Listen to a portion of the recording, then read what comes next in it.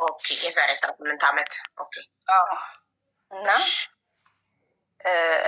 ያገባሁት በቤተሰቦቼ ፍቃድም አይደለም በራሴ ፍቃድም አልነበረም። ግን እንደሚሆን ሆኖ አገባሁ። ያኔ ብዙ እንትን ማብራራት ስላልፈለግኩኝ ነው። እና አግብቼ ገጠር ነበረ ከሱ ጋር ሁለታችንም ተማሪ ነበርን። እሱ ማትሪክ መቶለት ማትሪክ ነጥብ ቀርቶበት ቤተሰብ ጋር ነበረ። እኔም ደግሞ ያኔ 10ኛ ክፍል ነበረ መማረው እና ቤተሰቦቹ ጋር ነበረ ገጠር የቆየ ነው ማለት ነው። ነጥብ ቀረበት እሱ እና እዛ እየኖርን እያለን በመሀል የሆነ ውድድር መጣና ውድድር ሄደ እሱ ለመማር ማለት ነው። እና ያኔ እንግዲህ ያለ ነው ገጠር ያለ ነው የራሳችን ቤት ሳይሆን የቤተሰቡ ቤተሰቦች ጋር ነበረን። እና በጣም ያኔ የሚረዳ ይረዳዋል። በጣም ችግር ያኔ የጥገኝነት ችግር ውስጥ ነበር ያሳለፍኩት። እሱም እዛ ስቶኝ ነበረ ለትምህርት ሄደው 2 ዓመት እዛው ጨረስኩኝ። እዛ ቁጭ ብዬ ነበረ። ምክንያቱም ቤተሰቦችም ይሄ ነገር ፍላጎት ስላሌላቸው ወደ እነሱም መመለስ አልቻልኩኝም። ያለኝ ነገር እዛው ተቋቁሜ ያለውን ነገር መቀመጥ ነበረ። የመጀመሪያ ልጅ ወለድኩኝ እዛው እሷን ይዤ እዛው እየተቀመጥኩኝ እያለው በጣም አስጨነቁኝ። በጣም ማለት ነው። አብሶ በእህቱ በኩል ያለው ነገር በጣም ከባድ ነበረ። በቃ በንዴት የተነሳ 3 ቀን ምናምን ምግብ ሳልበላ እያጠባሁኝ አድርውል ነበረ። ከዚያም በኋላ እንደዛው እያለሁኝ በቃ በጣም ሲብስብኝ ልጄን እዛው ጥዬ ከዚያ መሄድ ወደ ናዝሬት መምጣት ነበር የፈለግኩት። ቤተሰቦቹን ያልኳቸው የእንጀራ እናቴ ቤተሰቦች ናዝሬት ነበር የሚኖሩት። አባቴ እዛ ቁጭ ብዬ እንድማር ፈልጓል፣ እዛ መሄድ ፈልጋለሁ፣ የትራንስፖርት ስጡኝ ብያቸው ለምኛቸው። ያኔ 1 መዳበሪያ ስንዴ ነበር የሰጡኝ። 49 ብር ነበር የሸጥኳት። ዛሬ ማስታወሳለሁ። እነሱ እንዲሄድላቸው ይፈልጉ ነበረ፣ በፊቱንም ማለት ነው። ከዚያ እንዲሄድላቸው ከሱ እንድለያይ ይፈልጉ ነበረ እና ሰጡኝና ሽጬ የኛ ከተማ ትንሽዬ ከተማ ነበረች፣ እዛ ሄድኩኝ። ለቤተሰቦች ደግሞ አልተናገርኩም። ታውቂያለሽ ቤተሰቦች ምንም ያውቁት ነገር የለም። እኔ ዋሽቼ ነው ከዚያ መሄድ ፈልጌ ነው እንግዲህ። እና ሄድኩኝ። ሲሄድ ግራ ገባኝ፣ ማረገው ጠፋኝ። ናዝሬት ሄጄ እንኳን ናዝሬት አይደለም ከኛ ቀጥላ ያለችውን ከተማ ራሱ ሄጄ አላውቅም። እና ከዚያን የሆነ የአጎቱ ልጅ ነበረ ነጋዴ፣ እዛ ቅዳሜ ነበረ ቀኑ። እሱ ጋር ሄድኩኝና እንደዚህ ነው መሄድ ፈልጋለሁ ምናምን። እህቱ ናዝሬት ነበር ቀን ስራ ሰርታ የምትኖረው። እሷ ጋር እንድታደርሰኝ ይፈልጋለሁ ምናምን ስለው አይ ችግር የለውም እኮ መታ እዚህ ነው ያለችው እና ነገ ከእሷ ጋር ትሄጃለሽ። በጣም ደስ አለኝ፣ በጣም ማለት ነው። እና ተደብቄ ከእሱ ጋር ሄድኩኝ። ልጅቷ ጋር ሄጄ እዛ 2 ቀን እዛ አደረን ቤተሰቦቹ ጋር ማለት ነው። ልጅቷ ከ2 ቀን በኋላ ነበር ወደ ናዝሬት የምትመለሰው እና በጣም ጦስ ይዞ ምናምን በጣም ተጨነኩኝ። ልጅም ነበርኩኝ። በጣም ተጨነኩኝ። እንደዛው መርፌ ምናምን ተወጋሁኝ። እየሄድን ናዝሬት ገባን። ከዚያም በኋላ ቀን ስራ ነበር የምሰራው ማለት ነው። ናዝሬት የለሰው ልብስ አጥባለሁ ምናምን፣ አሁን ሳገኝ አቦካለሁ። ቀን ስራ እየሰራው ነበር የምኖረው ማለት ነው። እና ከእሱ ጋር በዚህ መሀል አልተለያየንም። በቃ እኔ ከቤተሰቦቹ ጋር እሱን ቤተሰቦቹ እንደሚያስጨንቁኝ ስለማውቅ አልተጫነኝም። ምንም ያለ ነገር የለም። በተፈጥሮ እንደዚህ በቃ አለ አይደለ፣ ዝም ብሎ ካለሽም የማይናገርሽ ካልኖርሽም ምንም አይልሽ ሰው እንደዛ አይነት ሰው ነበርና በቃ እንደዛው እያልኩኝ ኖርኩኝ። ቀን ስራ ሰራለሁ፣ እሱም ይመጣል፣ እዛም እሄዳለሁ ምናምን። እንደዛው እያልኩኝ ቆየሁ እዛው እየሰራሁ ማለት ነው። እና በመሀል የሆነ አላህ ይባርካት እና የሆነች እዛው በጣም ሀብታም የሆነች ልጅ የሐረር ሰው ናት፣ አገኘኋት፣ ተዋወቅን። እዚያን በጣም ነበር የምታግዘኝ በጣም ማለት ነው። እና 2 ዓመት እንደዛው እያልኩኝ እንግዲህ እዛ የሄድኩት 2002 ነበር ናዝሬት የገባሁት ማለት ነው። እና እንደዛው እያልኩኝ ልጄን እንትን እላለሁ። ከሱ መለየት እንፈልጋለሁ። ግን ልጄን ለራሴ ያደግኩበት ነገር ትንሽ በጣም ስለሚከብድ የእንጀራ እናት ነገ የእንጀራ እናት ይዟት በጣም የምትጨነቀው በጣም በእሷ የሚጫወቱት እሷ የምትንከራተተው ነገር እየተሰማኝ ያለው ነገር እየቻልኩኝ በቃ መኖር እንትን አልኩኝ ማለት ነው። ሌላ ልጅ መጨመር ለእሷ ማለት ነው። እና እንደዛው እያለን እሱም እየተማረ እያለ ወደ ቤተሰቦቼ በመሀል የአባቴ ልጆች ወልዳ እንደተወለዱ ይሞቱባት እና እዛ ሄዳለሁ። ሲሄድ አባቴ በጣም ተቆጣኝ። ከሱ ጋር በቃ መለያየት አለብሽ ምናምን ነገር ቀን ስራ እየሰራሽ ነው የምትልኪለት ምናምን እያለኝ እያገሸው ነው ምናምን ሲያ አላ አበደን። እኔ ከሱ ጋር እንደውም እሱ ነው ከቤተሰቦቹ ጋር እህል እያመጣ እኔን እንትን የሚለኝ የሚያግዘኝ። ውሸቴን እኮ ነው። እና ምንም ነገር ከሱ ጋር እሱን የማግዘው ነገር የለም። እኔ ደግሞ ውሸቴን ነው በጣም ነው የምረዳው። እየሰራሁ ለሱ እረዳዋለሁ። ምክንያቱም ነገን ስለማልም ከሱ ጋር የመጣብኝ ነገር ቤተሰቦቹ ጋር ነው እንጂ እስካሁን ምንም ስላሌለ ማለት ነው። እና እንደዛው እያልኩኝ ከዚያም በኋላ ሁለተኛ ልጅ ተደገመ ማለት ነው። ሁለተኛ ልጅ ተደገመች። እንደዛው ልብስ እያጠብኩኝ ምን እያልኩኝ ናዝሬት ላይ ማለት ነው ወለድኳት እሷን ማለት ነው። ወላሂ እንደዚህ ከነገርኩሽ አብዬ ምክንያቱም ለሰሚውም ትንሽ ያሰለቻል ብዬ ነው ሳጥሬ እየነገርኩሽ ያለሁት ማለት ነው። እና እንደዛ ወለድኳትኝ። ከዚያም በኋላ ከወለድኩኝ በኋላ በጣም ከበደኝ ኑሮ በጣም አቃተኝ። ሲያቅተኝ ከዚያም በኋላ መመለስ በቃ ወደ ቤተሰቦቹ መመለስ። እሱም ደግሞ የመጀመሪያ ልጄም ሴት ስለነበረች ትንሽ እውቀቱም የዲኑም እውቀት ይሁን በሰውም ማዕድሪ አላውቅም፣ ግን ትንሽ እውቀታቸው ወላሁ አለም። ሴት ልጅ እኔ ደግሜ ሴት ልጅ ስወልድ በቃ እንትን አለ ምንድነው የወለደችው? አጎቱ ነበረ እኔ ጋ የነበረው እና ደውሎ ሲጠይቀው ምንድነው የወለደችው ምናምን ብሎ ሲጠይቀው እሱ ለአጎቱ ሞቶ ወደ ሀገር ቤት ተመልሶ ነበረ። የለም እዛ አሰላም የለም እኔ ጋም የለም። እና ከዚያን በዚህ መሀል ያልነገርኩሽ ነገር ቢኖር እሱ የሚማረው አሰላ ነው፣ እኔ ያለሁት ናዝሬት ላይ ነው። እና ከዚያን ማለት ስራ ሳይኖረው ተማሪ ሆኖ ነው የተጋባችሁት? ተማሪ ሆኖ አልኩሽ እኮ እሱ ማትሪክ እንደወሰደ እኔ ገንም 10ኛ ክፍል እያለሁ ማለት ነው። እኮ ለምን ቸኮላችሁ? መተዳደሪያ ነገር ሳይኖራችሁ? ወላሂ ይሄንን በመሀል እኔም ነግሬሻለሁ ያኔ ስልሽ አሁንም አብረን እያለን ስላለ ለልጆችን ብዬ የማላወጣቸው ነገሮች ብዙ አሉ። ለቤተሰቦችም ያልተነገረ ሚስጥርን ይዤው ያለው ስላለ ማለት ነው። ገባሽ? ይሄ ነገር ሚዲያ ስለሆነ እህቴ እና እንደዛ አጎቱ ጋር ሴት እንደወለድሽ እሱ ጋር አጎቱ ጋር ነበር። አጎቱ ሞቶ ወደ ሀገር ቤት ተመልሶ ነበረ። እኔ ደግሞ ናዝሬት ላይ ያለውን ወለድኩኝ። አጎቱ እዛ ነበረ መጥቶ ማለት ነው። ረመዳን ውስጥ ነበረ። ረመዳን እዛ ለመጾም ያኔ እንደዚሁ ሂጅራ ወጥተው የሚጾሙ አሉ አይደለ? እንደዛ ለመጾም መጥቶ እኔ ጋር ነበር ያለው ስወልድ ማለት ነው። እሱ ነበረ ከኔ ጋር እና እቺ የሀረር ልጅ አለሽ በጣም ሀብታም ናት። እሷ ነበረች ከኔ ጋር ያለችው። ደውሎ ሲጠይቃቸው ምንድን ነው የወለደችው ምናምን እንኳን ደስ አለ ምንድን ነው የወለደች ሴት ልጅ ወይ እንደዛ ከሆነ ሁለተኛ ደግማ እንዳትደውልኝ ምናምን ነገር። እዚያን እንደዛ ብሎ ስልኩን ዘጋው። አጎቱ ተቆጣው ምናምን ነገር። ከዚያን እኔ ደግሞ አሁን ያኔ ይሄን ነገር ሁለተኛ ስወልድ ያኔ አቂቃ ፈልጌም አይደለም፣ ግን ከሱ ጋር ያልሄድኩት ደግሞ መውለድ ፈልጌ ነው። ግን እቺኛው ልጅ ደግሞ ሳርግዛት ያኔ ፈልጌ አይደለም። ገባሽ አይደለም? ግን ትንሽ ጊዜውን ለማርዘም ነገሮች ውስጥ ከሚስተካከሉ ለመጠበቅ ፈልጌ ነበር፣ ግን አልተሳካም ነገሩ ማለት ነው። እና ተመለስኩኝ ደግሜ ወደ ቤተሰቡ ማለት ነው። መሄጃ ስላለልኝ በጣም ተቸገርኩኝ። ከ4 ሆኜ መስራት አልቻልኩም። እሷን 1 ወር ከ15 ቀን ምናምን ሆኜ ይዣት ተመለስኩኝ ወደ ቤተሰቡ ወደ ገጠር ማለት ነው። እና እዛ እያለሁ በጣም አሁንም ያለው የበፊቱ የነበረው በላይ ጫና መጣብኝ። ልጅቷን አዝዬ እህል መነገን ነበር የመረጥኩት። የኛ ከተማ ሄጄ ትንሽዬ ከተማ ነበረች። እዛ ሄጄ ቅዳሜ ማክሰኞ ቀን ስንዴ ምናምን ማገልባበጥ፣ ከዚህ ገዝቶ ከዚህ ወደዚህ መሸጥ አለ አይደለ? እንደዛ አይነት ነገር መስራት ጀመርኩኝ። እንደዛው እየሰራው እያለው ራሴም እንደምንም እያረኩኝ እያበረታታው አባቴ በቃ ልጅቷ 8 ወር ምናምን ሲሆናት አባቴ እዚህ መሆን የለብሽም ወደ ውጭ ሀገር ሄደሽ መስራት አለብሽ እና ራስሽን መለወጥ አለብሽ ብሎኝ ሄድኩኝ። እሷን የ8 ወር ትቼ ወደ ሳዑዲ ተሰደድኩኝ ማለት ነው። እና እዛ ተሰድቼ ያለው ነገር እኔ ያኔ ያለው ነገር ባያስደስተኝም ለልጆች ዋጋ መክፈል አለብኝ የሚለው ነገር ብቻ ነው የሚሰማኝ። እናት መሆን አለብኝ፣ ትክክለኛ እናት፣ ራሷን ያልወደደች። ወደ ሳውዲ ስትሰደጂ ልጆቹን የት አስቀምጠሽ? ቤተሰቡ ጋር። ኦኬ። አዎ የእሱ ቤተሰብ ጋር ናቸው። ምክንያቱም ላለያያቸው አልፈለግኩም። ገባሽ አይደለም?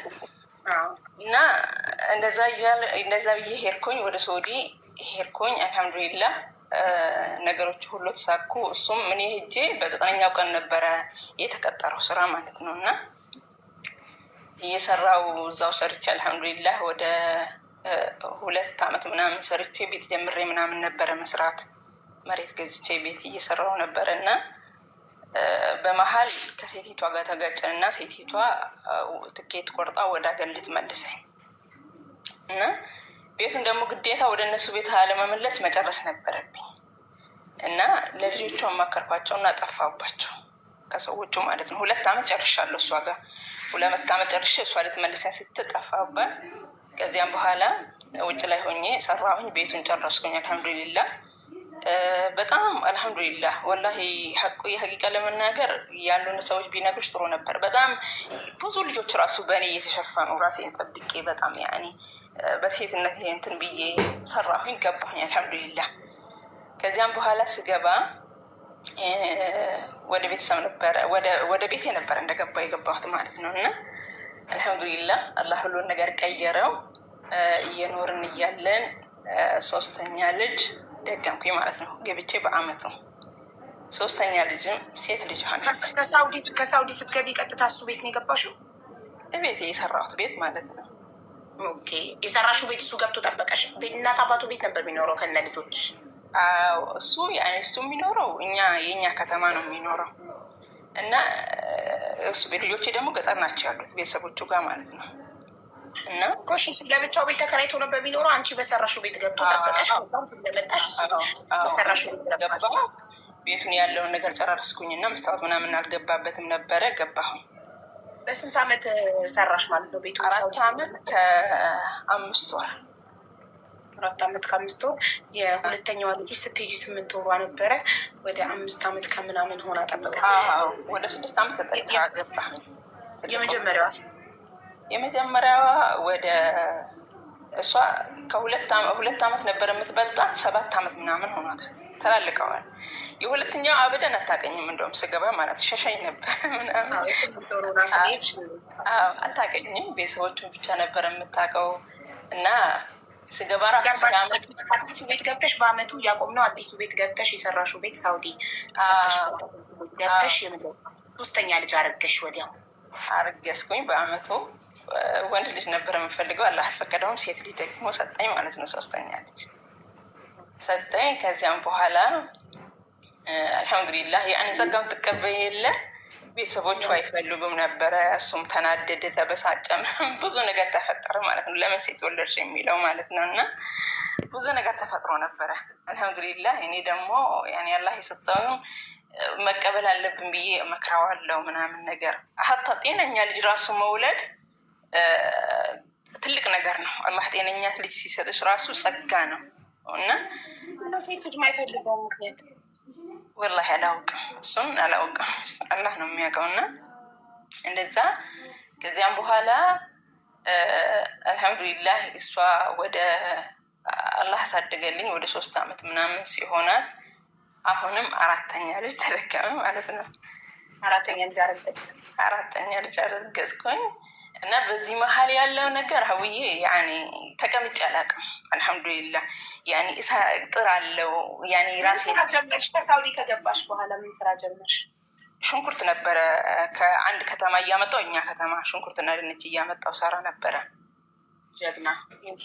እና በቃ እጥር አለሁ አልቀመጥም። እና እንደዛው እያልኩኝ 4ኛ ልጅ ደገምኩኝ ብዬሻለሁ።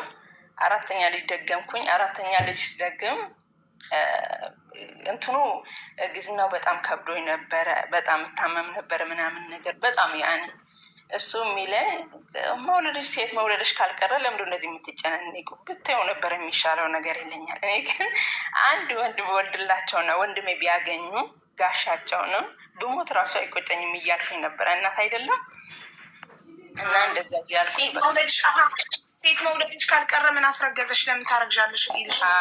አዎ ለምን እንደዚህ ትጨናነቂያለሽ ምናምን እያለ ነበረ። እና ከዚያን እንደዛ እያልኩኝ አልሐምዱሊላህ ጊዜው ደረሰ። በጣም ታመም ነበረ።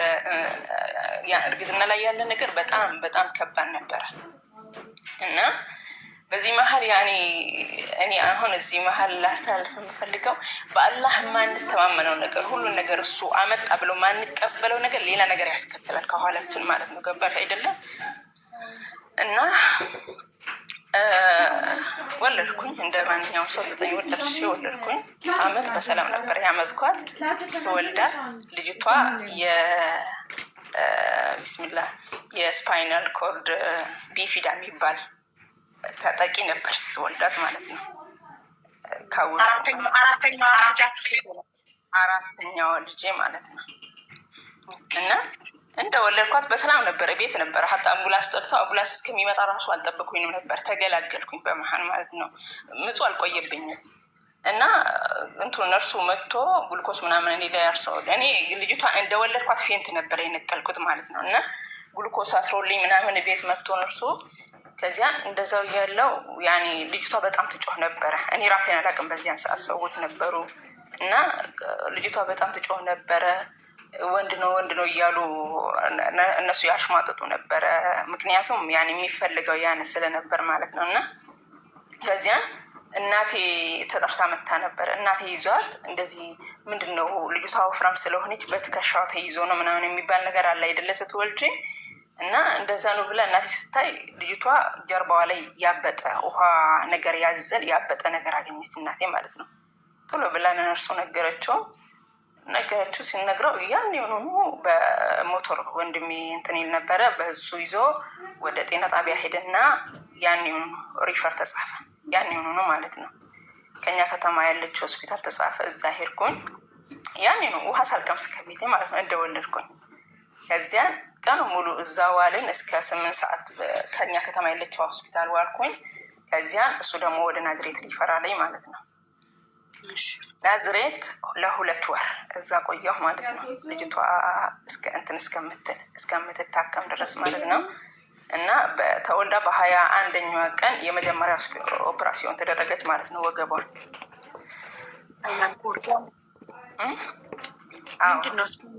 ውሃ ቋጠረ ነው ቋጥሮ ክፍት ነበረ። ይሄ ከጀርባዋ ያለው አጥንቱ ክፍት ነበረ። እና በጣም ያኔ ከባድ ነበረ። ያኔ ስልሽ መቀበል እስከሚያቅተኝ ነበረ ያኔ ማለት ነው እየተፈጠረው ነገር። እና በጣም ይከብዳል። እኔ እዛ ሄጄ በቃ እዚህ መሀል እኔ እዛ እስከሚሄድ በጣም ራሴን በደንብ እንትን አይደለም ራሴን አላውቀውም። ስጀት ስልሽ ነቅቻለሁ፣ ግን ራሴ የተፈጠረው ነገር ራሴ ማሳመን አቅቶኛል። ገባህ አይደለ? ከዚያን እዛ ሲሄድ ዶክተሩ ያለኝ እሷን የመሰሉ 240 ልጆች አሉ። ይሄ አይግርምሽ፣ ይሄ አሁን ያለ ነገር ነው፣ ምንም ነገር የተፈጠረ ነገር የለም፣ ያለ ነገር ነው ምናምን ብሎ አጽናናኝ ማለት ነው ዶክተሩ። እና እዛ ውስጥ ሆኜ አልሐምዱሊላህ በጣም ብዙ ልጆች አብዛኛው ልጆች በዚያ ወረፋ ተጠብቆ ነበረ። እንደውም የመንግስት እዛ ያለው ከውጭ የመጣ እንጂ የመንግስት አይታከሙም ነበረ። እና በጣም ዶክተሮቹን ለመንኳቸው አልቅሼ ምናምን ችግረኛ ነኝ ምናምን ብዬ አለቀስኩባቸው። እና እዛ እንድትታከም ለመንኳቸው፣ ዶክተሩም ተባበሩኝ። እዛ ከዚያን ልጅቷ 2 ሳምንት ሲሆን እንደዚህ ዝም ብሎ ይቀይሩላት ነበር። ታውቂያለሽ? ይቀይሩላት ነበር። ከጀርባዋ ያለው ይለጠፋል፣ ይቀይራል ነገሩ። ከዚያ ይሄ ውሃ የቋጠረው ከጀርባ ውሃ የቋጠረው ነገር ከፈነዳ ይሞታሉ ህጻናት ማለት ነው። ውሃው ከፈነዳ በቃ ያን የሆኑ ነበር የሚሞቱት። እንትን አይችሉም። የሆነ ልጅ እዚህ ላይ ምጽናናበት ሰው ልጆች አሉ። በረከት በቀለ የሚባል ልጅ አለ እዚህ ላይ የሆነ በቅርብ ጊዜ ከዩኒቨርሲቲ ይወጣ ልጅ። ይሄ ተጠቂ ያለ ዳይፐር ብዙ ሰዎች እዚህ ላይ የሚያግዙት ልጅ አለ። እና እነሱ እዚህ ከመጣው በኋላ ነው እንደውም ራሴ በጣም አምኑ የተቀበለው ነገሩን ማለት ነው። እና ብዙ ነገር ስለማየ በጉግል በዩቱብ እያረኩኝ እያየው ይሄን ነገር ስትጽፊ አለጦ ሊወጣልሻል ነገሩ ማለት ነው። እና በቃ ከዚያን እንደዛ እየቀየሩላት ንፋስ ገባባት። ጀርባዋ ክፍት ስለሆነ ንፋስ ገባባት በዚያ ማለት ነው። እና በጣም ያልባት ነበረ። እኔ የሆነ ቀን በሁለተኛው ሳምንቷ እኔና ውስጥ ግቢና አቀዝቅጃት፣ ሰውነቷ በጣም ነበረ የሚሞቀው ተብዬ ውስጥ ገባው። ይህ ህፃናት ማሳረፊያ ያለ አይደለ? እናቶች ለብቻ ናቸው፣ ህፃናት ለብቻ ናቸው። እና እዛ ሄድኩኝና ሲሄድ ልጅቷን እያቀዘቀዝኩኝ በሶፍት ውሃ አድርጌ እያቀዘቀዝኩኝ እያለው ዶክተሩን ሆዴ አልችላለኝ። የሌሎቹ ልጆች እግር ይንቀሳቀሳል፣ የእሱ አይንቀሳቀስም ነበረ እና ምንም ሲንቀሳቀስ አይቼ አላውቅም እስከዚያ ቀን ማለት ነው። እና ዶክተሩን ጠይኩት፣ ዶክተር የእኔ ልጅ እኮ እግሩ አይንቀሳቀስም የእነኚህ ደግሞ ይንቀሳቀሳል እንዴት ነው ብዬ ስጠይቀው አይ ያንቺ እኮ እስከ መጨረሻም አይንቀሳቀስም እድሜ ልኳ እንደዚህ ነው የምትኖር አለኝ። በጣም ከበደ፣ መቋቋም አቃተኝ። በቃ አይለድል ባለው ነገር ላይ ሲጨምርልሽ በጣም ነበር የሚከብደው በጊዜው ማለት ነው። እና በዚያ ሰዓት ጥያት ነበር የወጣሁት። ጥያት ሳይሆን ይዣት ነበር የወጣሁት። ልጅቷን አቅፌ ብን ብዬ የወጣሁ ዶክተሩ ከኔ ጋር እየሮጠ ማለት ነው። እና ወንድሞቼ እህቶቼ እዛ ነበሩ፣ ቆሞ ይዩኝ ነበር። ምንድነው ሞታብሽ ነው የተጠራሹ ምናምን፣ በቃ የሞተች መስሏቸዋል እነሱ ማለት ነው። እኔ እያለቀስኩኝ ምናምን እያልኩኝ ነበር የቻትም ሮጠው። እና እዚያን ከተረጋጋው በኋላ ምንድነው የተባልሽው ልጅቷ በህይወት አለች አይደለም ምናምን ሲሉ እኔ እኮ እንደዚህ ዶክተር መንቀሳቀሳችንም እስከመጨረሻ ብዬ በቃ በሱ ነበረ ርርስኔ ነበርኩት ማለት ነው። በሰዓቱ ሴት ልጅ ትወልጃለሽ እያልኩኝ አላህ ሊፈትነኝ ደግሞ ይሄን ሰጠኝ እያልኩኝ ማለት ነው። እና አልሐምዱሊላህ ከዚያን ወንድሜ አንቺ ታላቅ ወንድሜ ነበረ እዛ አንቺ ጠንካራ አልነበርሽ እንዴ ኢማን አለኝ ብለሽ ሌላ ሰው ትመክሪ አልነበረ? ምንድነው አሁን ይሄንን እንደዚህ የምትይው? በቃ ከአላህ የመጣው ነገር አላህ ቻይ ነው ሊቀይር ይችላል። እነሱ ምን ያውቃሉ ፈጣሪ ናቸው ምናምን እያለ ሲያጽናናኝ ነበር። እና ከዚያ እንደዛው እያልኩኝ የኦፕራሲዮን ቀን ደረሰ። ኦፕራሲዮን ተደረገች። ኦፕራሲዮን ተደርጋ ከዚያ በአንድ ወር ከአንድ ወር ከ10 ቀን ሲሞላት በጣም ነበር የምታስለው። በጣም ወላሂ አቡ ያኔ ህፃን ልጅ ያኔ እንደዛ አስላ ትሞታለች ነው እንጂ የምትይው ትተርፋለች ብላ አታስቢ አበደን። በጣም ነበር ስታስል ማለት ነው። ጀርባዋ ክፍት ነው፣ አስቢ እናት ነሽ፣ ጀርባዋ ክፍት ነው። በጣም ነው የምታስለው። ለአቧ ሰውነቷን ሁሉ ነበር የሚወስደው። የገባው ንፋስ ነው እንደዛ የሚያደርጋት፣ ብርዱ የገባውን በክፍተቱ ማለት ነው። እና እዚያን ውጪ ተባልኩኝ። አንድ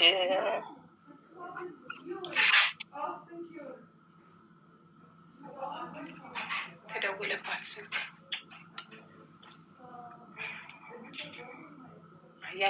ተደውሎብኝ ነው። እና ውጪ ተባልኩኝ። አንድ ወር ከ10 ቀን ሲሆነኝ ማለት ነው። አረ ዶክተር እንዴት ነው የምወጣው? በጣም እያሳላት እኮ ነው፣ ትሞትብኛለች። እንድትሞትብኝ አልፈልግም፣ ብዙ ዋጋ ከፍዬባታለሁ ምናምን።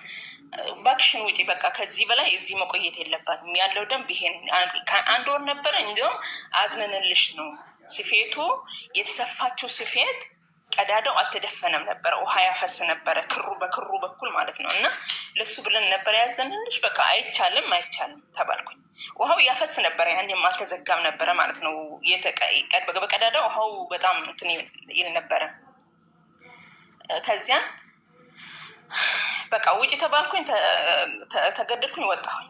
እንደወጣው እሱና እህቴ ነበሩ። እህቴ እዛ ነበረ የምትኖረው። እና እሱና እህቴ ቤት ሄድኩኝ። ከሄድኩኝ በኋላ እሱ ወደ ሀገር ቤት መግባት አለብኝ፣ በሳምንት ተመለሽ ተብዬ ነበረ፣ ቀጠሮ ተይዞልኝ ቼክአፕ ማለት ነው። እና ለሳምንት ብዬ ወደ ሀገር ቤት አልገባም፣ አንተ ግባና ያለውን ነገር ሽጥና ይዘህልና የምንጠቀምበትን። እና እስከዚያ ራሱ እቺ ልጅ ወደ ግል ወስጃት እንደዚህ ትሞትብኛለች፣ እና ወደ ግል ወስጃት የሆነ መድኃኒት ሽሮፕ ራሱ ቢሰጡልኝ እረፍት እንድታገኝ እናደርሳት አልኩት እና ለመኩት። ሳይፈልግ ሲቀር እህቶች ምናምን ያጨናነቁት እና ሄድን። ስንሄድ ግል ወሰናት። በጣም ነበረ የምታስለው። አያት ዶክተሩ ዮሪካ የሚባል የህፃናት ሕክምና ናዝሬት ውስጥ ነበረ እና እዛ ነበር የሄድኩት። ከዚያን አያት ሲያየት አልጋ መያዝ አለብሽ፣ ለ1 ሳምንት መተኛት አለባት ተባልኩኝ። ዛሬ ነው የወጣሁት ከሆስፒታል። በቃ አልጋ መያዝ አለብሽ እና 5,000 አስይዘሽ አልጋ መያዝ አለብሽ እና ትታከምልሻለች፣ ትድናለች፣ ምንም አታስቢ ምንም አያረጋትም፣ መድኃኒት ይታሰርላታል በግሉኮስ ምናምን ተባልኩኝ። ከዚያን የለኝም ከዚያ ሰዓት እንኳን 5,000 የእሱ ትራንስፖርት ራሱ ከእህቴ ልቀበልላት ነው። ምንም የለኝም። አስቢ እዛ ውስጥ የቆየ ነው። ይሄን ሁሉ ነው መድኃኒት በየቀኑ ትገዣለሽ፣ ብዙ ነገር አለ። እና አልችልም አልኩት። አለቀስኩኝ፣ በጣም አለቀስኩኝ፣ ብዬ አለቀስኩኝ። ከዚያን አንድ ነገር ላደርግልሽ ልተባበርሽ እችላለሁ አለኝ ዶክተሩ። ወደዛው አሁን የመጣሽበት ሆስፒታል በኢሜርጀንሲ በአስቸኳይ ሕክምና ልጽፍልሽ እችላለሁ ሪፈር አለኝ። በቃ ይቻላል አልኩት። ታደደ። እሱ አይፈልግም ነበረ። እሱ በዚህ መሀል ወላሂ ብዙ እዚህ ላይ የማላወራቸው ነገር ብዙ ነገር ይለኝ ነበር እሱ ማለት ነው። ሕክምናውን አይፈልግም። ገባ ሄደን ብዙ ልጆች ስለሞቱ ቀርታና እንድትድን አይፈልግም። ብዙ ልጆች ስለሞቱ እንደሱ አይነት ልጆች ብዙ ልጆች ስለሞቱ በቃ የምተርፍ አይመስለውም ነበረ። ለዚህ ተብሎ ነው ሌላ ልጆች እያሳድግን ምናምን ነገር ሌላ ልጆች የሚሆነው። መጀመሪያም እኮ በእርግዝናሽ እኮ ሴት ለመውለድ ለምን ታረግሻለሽ እኮ ብሎሻል። አልኩሽ እኮ አሁን እሱ አይፈልግም እያልኩሽ እኮ ነው። አሁኑንም እዛም የተቀመጠ ሁሉና በቃ ሉንታ ይሉኛል የሚለው ነገር ሳብሪን ሽንት ቤት ልገባ ነው፣ ግን ይህንን ይዤው ከሄድኩኝ ኢንተርኔት ስለሚቋረጥ በዚህ ሰማሻለሁ ገስት ላይ ባለው አካውንቴ እና ከዚህ ጋር ስነሳ የለችም ብለሽ እንዳታቆሚሽ። ችግር የለው አይሹ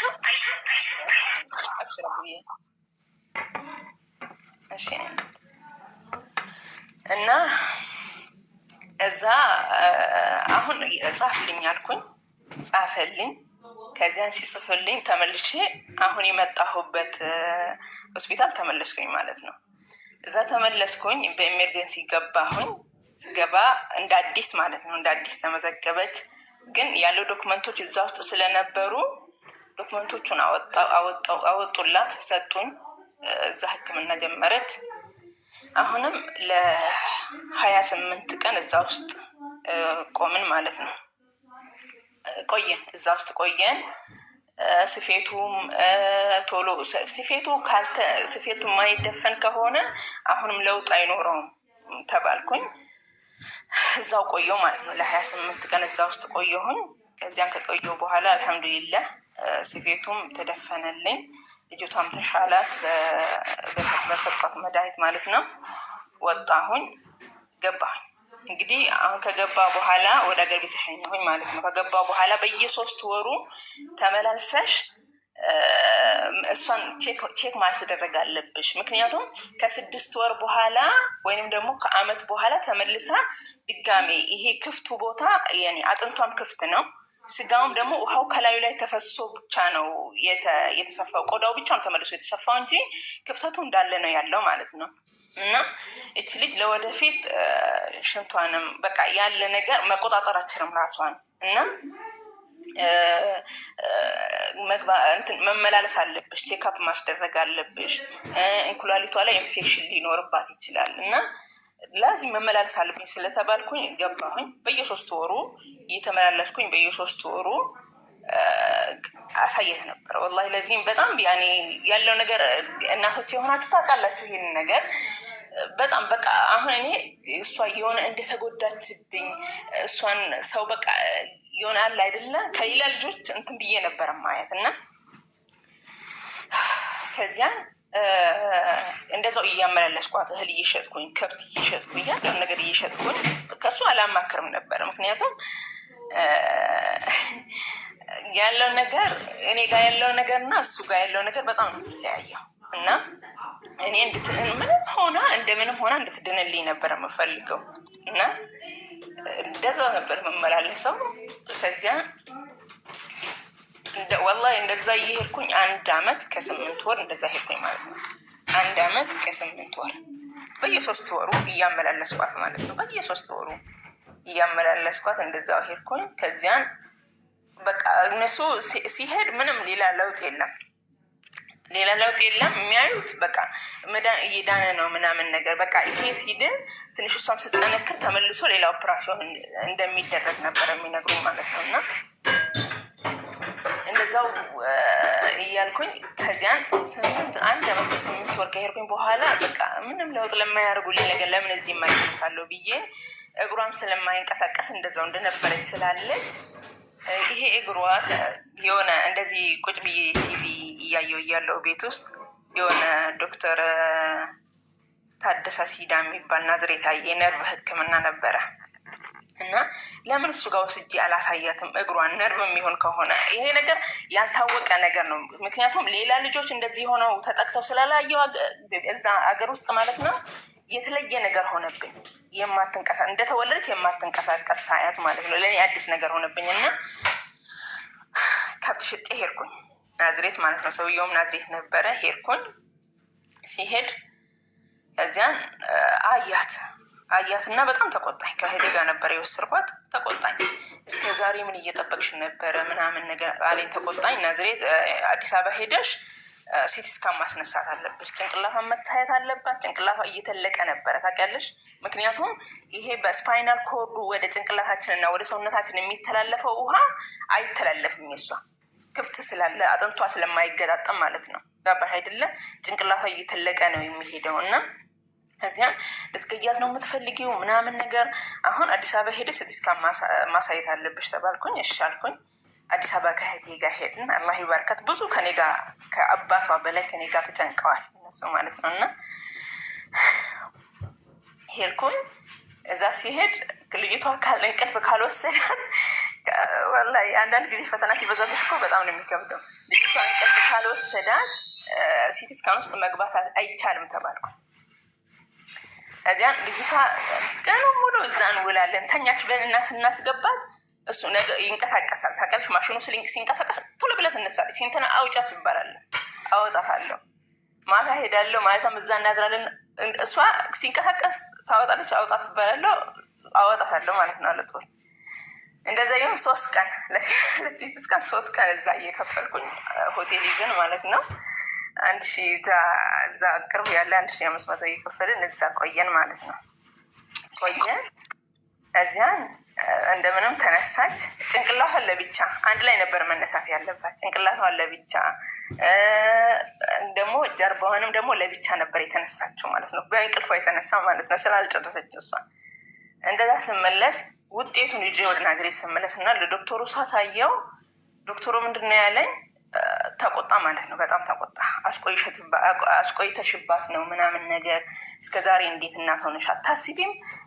በቃ ጤና ያላቸው ልጆች እንጂ ሌሎቹ እኔ ያለሁበትን ነገር እኔ ነኝ የማውቀው። ግን እሱ እኔ ዝም ያልኩ መስሎታል ማለት ነው። እንደዚህ ስለፋ እኔ እኮ በየ3 ወሩ ነበረ እዚህ የምመላለሰው። ምን ያደርግልሻል ካላዩልሽ፣ ለውጥ ካላሳዩ ለምን አልሄድሽም ነበር ምናምን ይለኛል። እና አሁን ምን ማድረግ አለብኝ አልኩት። አሁን ልጅቷ መታከም አለባት። እስከ ውጭ ድረስ ራሱ ሄዳ መታከም አለባት። ትታከማለች፣ ችግር የለውም። እና እግሯንም ስፖርት አሰሪያት። የተመጣጠነ ምግብ ከ16 አይነት በላይ የምግብ አይነት ማለት ነው። ጥራጥሬ ከ16 አይነት በላይ አድርግሽ አንድ ላይ አድርጊና አስፈጪና የተመጣጠነ ምግብ ስጫት። ከአታክልቶቹ ምናምኖቹ ይሄን አስበያት ከአቅሜ በላይ ይቅርታ። የዛኔ ቆርጠው እንትኑን ሲያወጡት ፈሳሹን ከልጅሽ ላይ ሲያወጡት እነሱ ስህተት ሰርተው በትክክል ሳይዘጉት ወይም በትክክል ሳይሰሯት ቀርተው እንጂ ሌሎች ልጆች ተሰርተው እኮ እግራቸው ተንቀሳቅሷል አይደል? አልኩሽ እኮ ከ6 ወር በኋላ መመለስ አለባት። ይሄን ራሱ ላንቺ ብለን ነው ነበር የተባልኩት። ይሄን ራሱ እዚህ የሰራ ነው። ወደ አዲስ አበባ ዘውዲቱ ሆስፒታል ነበረ መሄድ ያለብሽ። ግን አንቺ እዚህ ችግርሽን ስለተናገርሽ ላንቺ ብለን ነው ይሄን የሰራ ነው። እና ከ6 ወር በኋላ ነው ወረፋው የሚደርስሽ። ከ6 ወር በኋላ ደግማ ትሰራለች። ወይም ደግሞ እስከ 6 ወር ይሄ ሁለተኛ ጊዜ ለማድረግ ትንሽ ስለሚል ስለሚያቅብ ከአመት በኋላ ወይንም ደግሞ ተባልኩኝ ማለት ነው። ከዚያ ስወጣ እንደዛ ተብዬ ነው የተወጣሁት። ገባሽ አይደለ? ግን 1 አመት ከ8 ወር ስመላለስ እንኳን ደግሞ ኦፕራሲዮን ሊያደርጓት ምንም እንደዚሁ እኔ ቼክአፕ ሲባል ወላሂ ለዚህም አንዳንድ ጊዜ በጣም ነው እንትን የሚሉት እያመነጫጨቆኝ ለዚያውም ውሻ እያደረጉኝ ማለት ነው። ባክሽን አጨቅጭቄኝ ምናምን እያሉ ብዙ ታካሚ የመንግስት ሆስፒታል ነው አይደል? የመንግስት የመንግስት ሆስፒታል ደሞዛቸው ትንሽ ስለሆነ በነፃ ስለሆነ እኮ ነው የሚያመነጫጭቁት። የግል እኮ እንደ ንጉስ ነው እኮ ትሪት የምትደረጊው። የመንግስት ሆስፒታል ግን የግል ሐኪም ያስፈልግሻል። ይሄ ራሱ ከብዶኛል። ይሄ ራሱ ወላሂ ካሬ ነው ካልኩሽ ላስናጋነሹ ትይኛለሽ። ይሄ ራሱ እንዴት እንደሆንኩኝ እኔ ብቻ ነኝ የማውቀው። እና ከዚያን እንደዛ ሲያቅተኝ ነው ምንም ላያረጉልኝ ሲያቅቱ ነው ተመልሼ ወደ ግል ሄድኩት ራሱ ማለት ነው። እና ከዚያ ምን ማድረግ አለብኝ ብዬ ዶክተሩን ጠየቅኩት። አሁን ማድረግ ያለብሽ እዚህ ለ10 ቀን እዚህ ትተኛለች፣ እኔ ጋ መድኃኒት ሰጣታለሁ። ይሄ መድኃኒት ያሽላታል። የሆነ ዶክተር ይመጣል፣ ከውጭ የሚመጣ ዶክተር አለ። እሱ ዶክተር እዚህ መደረግ አለባት የሚል ከሆነ እዚህ ታስደርጊያታለሽ። እዚህ መደረግ የለባትም ከተባለ ደግሞ ወደ ውጭ ይጻፍልሽና ህንድ ሀገር ትሄድና እዛ ታስደርጊያለሽ ምናምን ተባልኩኝ። ፓስፖርት ነበረ ያለኝ አማራጭ። አሁን እኔ እሷን ለእናቴ ጥዬ መሄድ ነበረ። ለእናቴ ጥዬ እሷን እናቴ ለራሷ ታማሚ ናት። ሌላ ልጆች የሚያግዟትም የሉም። ደግሞ የእሷ አሁን ያኔ ስዑዲ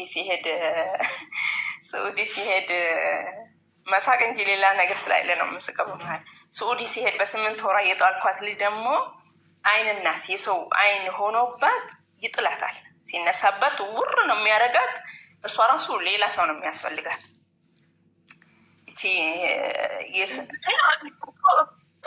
እንትኖች ስትሄጂ ወደ ሳውዲ አረቢያ ስትሄጂ ሁለቱንም ልጆችሽን እናትሽ የባለቤትሽ ቤተሰቦች ጋር ነበሩሻቸው? ሶስተኛዋን ታዲያ እናትሽ ጋር ያስቀመጥሻት ከዛ በኋላ አረብ ሀገር አልሄድሽም እኮ። ወይ እናቴ እኔ የምልሽ አሁን እቺ የሁለተኛዋ የወለድኩት ወስጃታል ነበር። ታዲያ ከገባኝ አምጥተውልኛል እኮ እኔ ጋር ነበረች እኮ። ሁሉንም ልጆችሽን ሰብስበሽ በአንድ እየኖርሽ ነበራል። እቺ ትልቋ የመጀመሪያ እኛንን ያሳደግነው ስላሉ ለእነሱ ታውኳቸው። እሷ ልጅቷን ማለት ነው ስትሄጂ ሳውዲ ስትሄጂ አንደኛዋን ደግሞ እናትሽ ጋር ነበር ያስቀመጥሻት 8 ወሯን? እነሱ ጋር ያስቀመጥኳት ሰጡ። ገባሽ አይደለ? ሁለት ልጆች መጪ መለሱልሽ። ከሳውዲ ስትመለሽ የባልሽ ትልቋ እዛው ቀረች። እነሱ አንቺ መለሽም እዛው ቀረች እሷ። እኔ ከገባው በኋላም እዛው ቀረች እሷ። ኦኬ ገባ። ልጆቹም ስለነበሯቸው እኔም አላህን ፈራሁኝ። እሳቸውም ትልቅ ሰው ስለነበሩ በቃ እቺን ከሰጣችሁኝ ምናምን ብዬ እሷ ራሱ በግድ በስንት መከራ ጠፍታ መኪና ውስጥ ሁላ ገብታብኝ ሳላቅ ማለት ነው ልትመለስ እዛች የ8 ወር ራሱ ማለት ነው። በስንት መከራ እናቴ አይደለችም ብላ መኪና ውስጥ ክዳኝ ሁላ ራሱ ነበረ። ሌሎች ሰዎች መሰለሽ በ8 ወሯ ትተሻት ሄደሽ የተመለሹ ከ5 ዓመት በኋላ ከሳውዲ ኦልሬዲ 6 ዓመት ልጅ ሆና ስለሆነ አታውቅም። ለዛ ነው እና እሷ እኔ ጋር ነበረች። እና አሁን እናቴ ጋር እናቴ ጋር ጥዬ ሲሄድ እችኛዋ ልጅ መያዝ ትችል ነበረ። እናቴ ልታግዛት ትችል ነበር። የትኛዋን ነው እናትሽ ጋር የጣልሻት? አሁን 4ተኛዋን ለመውለድ ሳመማዋን 4ተኛዋን ማለት ነው። 4ተኛዋን አይነናስ የያዛት ማናት? ትልቋ እቺ አሁን 8 ዓመት ሞልቷታል። ያኔ አሁን እኔ ወደዚህ ልመጣ ስል 8 ዓመት ነው። ስንተኛዋ መልሽ? አንደኛ፣ ሁለተኛ፣ ሶስተኛ፣ 4 ልጆች ነው ያሉሽ? ሁለተኛዋ እሷን እናትሽ ጋር የተውሻት እቺን ለማስታመም ነው? እናቴ ጋር ተዋት ነበር እያልኩሽ ነው። ግን እናቴ ጋር ደግሞ እሷ የማትቀመጠው ወደ ቤተሰቡ ወደ ገጠር ልመልሳት ነው። እቺ ትልቋን ራሱ ምክንያቱም ይጥላታል። የገባባት ከዚያ ስለሆነ ይጥላታል። እሷ ራሱ ሌላ ሰው ያስፈልጋታል። ሌላ ሰው እሷን የሚረዳት ሌላ ሰው ያስፈልጋታል። ትልቋን ራሱ ማለት ነው። እና ትንሿን ብቻ ነበረ እናቴ ጋር ጥዬ ሄድኩት ወደዚህ ስመጣ ማለት ነው። እቺ መች ሕክምና ጨርሽና ነው የምትሄጂው የተባለው እኮ ዶክተሩ። ወይ ህንድ ሀገር ሄዳ ትታከማለች። ስለ ህፃኗ ሕክምና መጨረስን እየነገርኩሽ እኮ ነው። ይኸውልሽ እዚህ ዶክተሩ ያለኝ እዚህ የሚመጣው ዶክተር ከውጭ የሚመጣ ዶክተር አለ። እሱ እዚህ ኦፕራሲዮን ደግማ ትደረጋለች የሚል ከሆነ ትደረጋለች፣ ወይንም ደግሞ ወደ ውጭ ሄዳ እዛ መደረግ አለባት ከተባለ ደግሞ እዛ ነው የምትሄደው ሲለኝ አቅሙ አልነበረኝም። ፓስፖርት ነበረኝ እያልኩሽ ነው ወደዚህ ስም ልመጣ። እዛ አቅሙ ስላልነበረሽ ልጅቷ ሕክምናዋ ሳይደረግ ተንጠልጥሎ አስቀምጥሻት ወደ አረብ ሀገር መጣሽ። ኦኬ። የት ማን ጋር አስቀምጥሻት? እናትሽ ጋር። ሌሎቹ ሶስቱ ሴቶችስ? ሁለቱ እቺ የመጀመሪያው እንዳልኩሽ ቤተሰቡ ጋር ናት በፊትም። ሁለተኛውም እዛ ስትቀመጥ በጣም ስለምትታመመኝ ከእሷ ጋር ራሱ ብዙ ስቃይ ስላየሁኝ የሁለተኛውን ራሱ እዛው ነበር የመለስኳት ወደ ገጠር ማለት ነው። ወደ የእሱ ቤተሰቦች ጋር በይኝ። የእሱ ቤተሰቦች ጋር። እሺ። ሶስተኛዋን ደግሞ እህቴ ጋር ናዝሬት ወሰድኳት። ተበታተኑ ማለት ነው። ልጆችሽ ተበታተኑ። ምክንያቱም ግዴታ እቺን እንትን ማለት አለብኝ። እቺን አሁን ያለው ነገር እቺ ከሁሉ የሚከብደው ትንሹ አይደለች የምትታመመው። የወደፊት ህይወቷ ደግሞ እናት አይደለ ያሳስበኛለ። እና እኔ አሁንም የምፈልገው እሷ እንድትድንልኝ ብቻ ነው። በቃ በኋላ አላህ ፈቅዶ ሰርቼ የሆነ ነገር ቤትም ሸጥቼ ምን ብዬ እሷን ማሳክማት መችል ከሆነ ባዶ እጄም ቢሆን ገብቼ እነሱን አንድ ላይ ሰብስቤ ያሳድጋቸዋለሁ የሚል ነገር ነው አይደለ? እና ፓስፖርቴ ነበረ የማውቀው ልጅ ነበር ኤጀንሲ የሚሰራው ናዝሬት ላይ ዋንጋሪ የሚባል የሀገራችን ነበረ። እዛ ሄድኩኝ። ልጁ ድሮም አብረን ተምረን ስለነበረ በጣም ተባበረኝ ምናምን ነገር ቶሎ ወደዚህ እንዲመጣ አደረገኝ። ቶሎ ነገሮችን ጨራረሰልኝ። አላህ ጅዛውን ይክፈለው። ልጅቷንም አይቶ ነበረ ይዣት ስለሚሄድ ፕሮሰሱን እስከሚጨረስ ይዣት ነው የሚሄደው። ልጅቷን ሳይ መጀመሪያ ሳይ ልጅቷ እኔ ላይ ተቀምጣ ሳይ ደህና ልጅ ነበር የመሰለችው። እቺን የመሰለ ልጅ ጥለሽ አሁን ልትሄጂ ምናምን ነገር እያለኝ ነበረ እና ልጅቷ እኮ እያት ብዬ ሳሳየው ደነገጠ። አትጂ በቃ ያለውን ነገር እዚህ ወረዳሽና ታሳክሚያታለሽ፣ ልጆችሽን በታትነሽ እንዳትጂ ምናምን ስለኝ ሰው ቢረዳ የአንድ ቀን የሁለት ቀን ነው። ከዛ የሚቀጥለውን ነገር ስለምቸገር መስዋዕትነት ከፍዬ እሷን ማዳን ነበረብኝ እኔ ማለት ነው።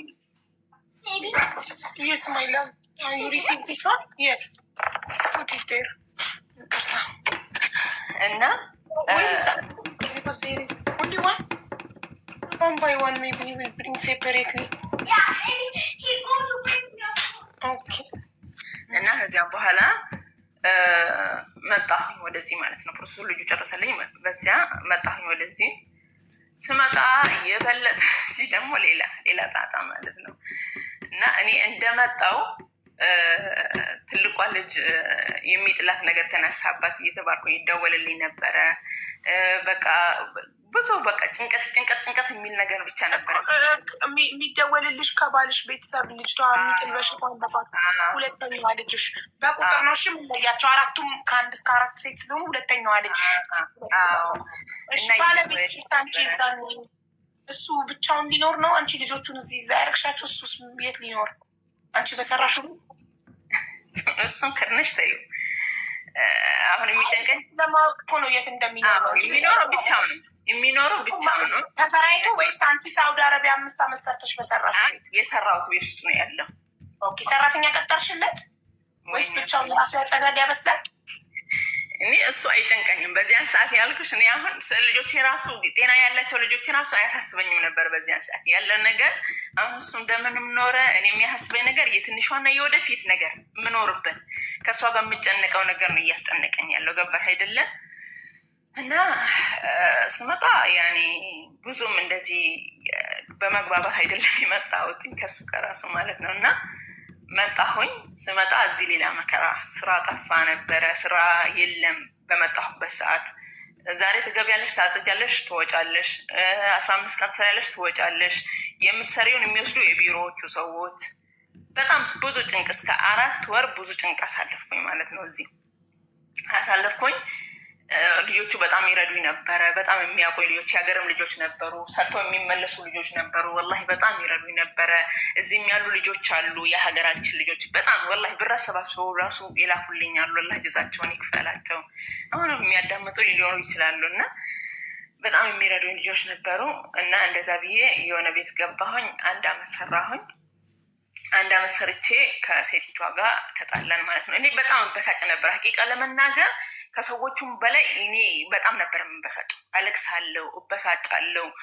ትልቋ ልጅ በጣም ታመመች፣ በጣም ታመመች ትልቋ ልጅ። እና ናዝሬት አዲስ አበባ ምናምን ሲሉ ይወስዷት ነበረ፣ ትልቋን ራሱ ማለት ነው። እና የትንሿም ቀጠሮ ደርሶ ትንሿን እዚህ አሁን ያልኩሽ ሆስፒታል፣ የግሉ ሆስፒታል አስተኝተዋት፣ እህቴ ያስተኝታት ማለት ነው። ትልቋ ልጄ ከሰው ጋር ይዛ መታ እህቴ ነበረች እዚህ ያስተኛቻት ማለት ነው። እና እሷ እዛ ነበረች። ትልቋም ታማ፣ የሁለተኛውም ታማ ወንድሜ ይዟት መጥቶ እየተንከራተቱ ነበረ ከእሷ ጋር ማለት ነው። ናዝሬት እያሉ አዲስ አበባ እያሉ ምናምን ነገር በቃ በጣም ብስጭት ነበረ። በጣም መቋቋም የማይቻልበት ጊዜ ነበር። አልሐምዱሊላህ ያልፏል ግን እና ከዚያም በኋላ በጣም እንትን አልኩኝ እና ብሩ ምንም አይደርስልኝም ነበረ በዚያን ሰዓት። እና ሴቲቷን ብር ጨምር ለልጅሽ ሕክምና ስንት ነበር ያስፈልጋል የተባልሽ የዛን ጊዜ ዶክተሩ ያለሽ? ሰውዬው ውጭ የምትሄጂ ከሆነ እስከ 2 ሚሊየን በቀላሉ በዚያን ጊዜ ነው። አሁን አይደለም። አሁን 3 ዓመት በዛን ጊዜ ቤትሽ 2 ሚሊዮን አያወጣም ነበር? አረብ ሀገር የሰራሽው ወይስ ያቡዬ እነግርሻለሁ፣ እየመጣ እነግርሻለሁ። እንኳን 2 ሚሊዮን ሊያወጣ ነው ራሱ አላወጣም። እና ከዚያን በሴቲቷ ጋር ሴቲቷን ስራም ስለሚበዛብኝ ብር ጨምሪልኝ በብስጭት እንትን ያለ ነገር ነው። እና ብርማ ጨምሪኒ ከሆነ እንደዚህ ካውያም ስራም በጣም ይበዛብኛል፣ ኩሽና እምረዳለሁ እና ብርማ ጨምሪኒ ከሆነ ትመልሽልኛለሽ። ሴቲቷን እንትን እንደሚላት ሰው ማለት ነው። ሴቲቷ አይ እንዳትመለሽ ስራዬን ስለሚወዱት እንዳትመለሽብኝ ብላ የምትጨምርልኝ መስሏት ነበረ። እሺ ኦኬ ብላ ነው የጻፈችልኝ። በዋትሳፕ ነበር የላኩላት። ኦኬ ብላ ጻፈችልኝ። 12 ሰዓት ነበር የድምፅ ያስኩላት። 11 ሰዓት ሲሆን በዚህ በዱባይ 1 ሰዓት ሲሆን ሰውየው ከስራ ገብቶ ነበረ። መታ ተነሽን ያለችኝ። የት? ወደ ቢሮ ልመለስሽ። ምን ነው?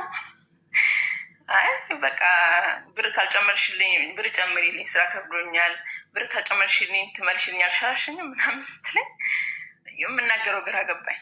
በቃ አላህ እኔ ላይ ሁሉን ነገር እኔ ላይ ፈርዶ ነው ምናምን ብዬ ሻንጣኝ ጊዜ ነበር የተነሳሁት። ሴቲቷን አለመንኳትም።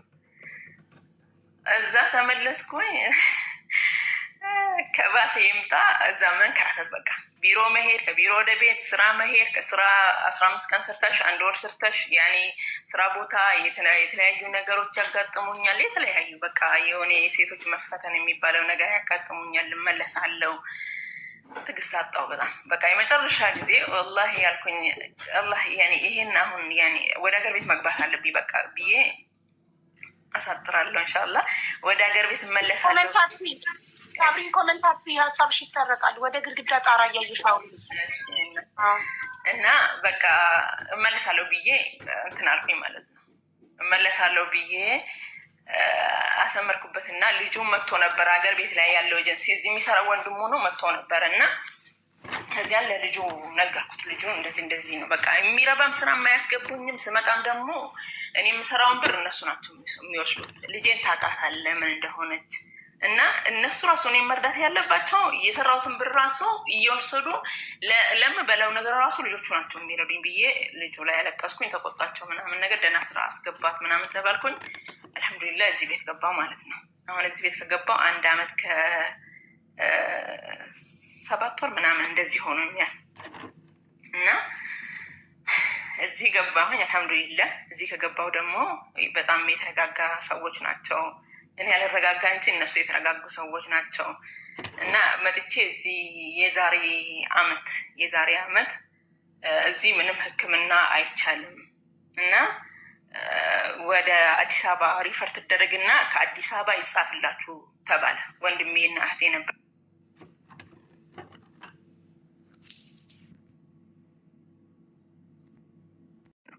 እና ገስት ገብቼ ሰው መለመን ነበር በላይ የነበረው እንዲሰበስቡልኝ እርዳታ ማለት ነው።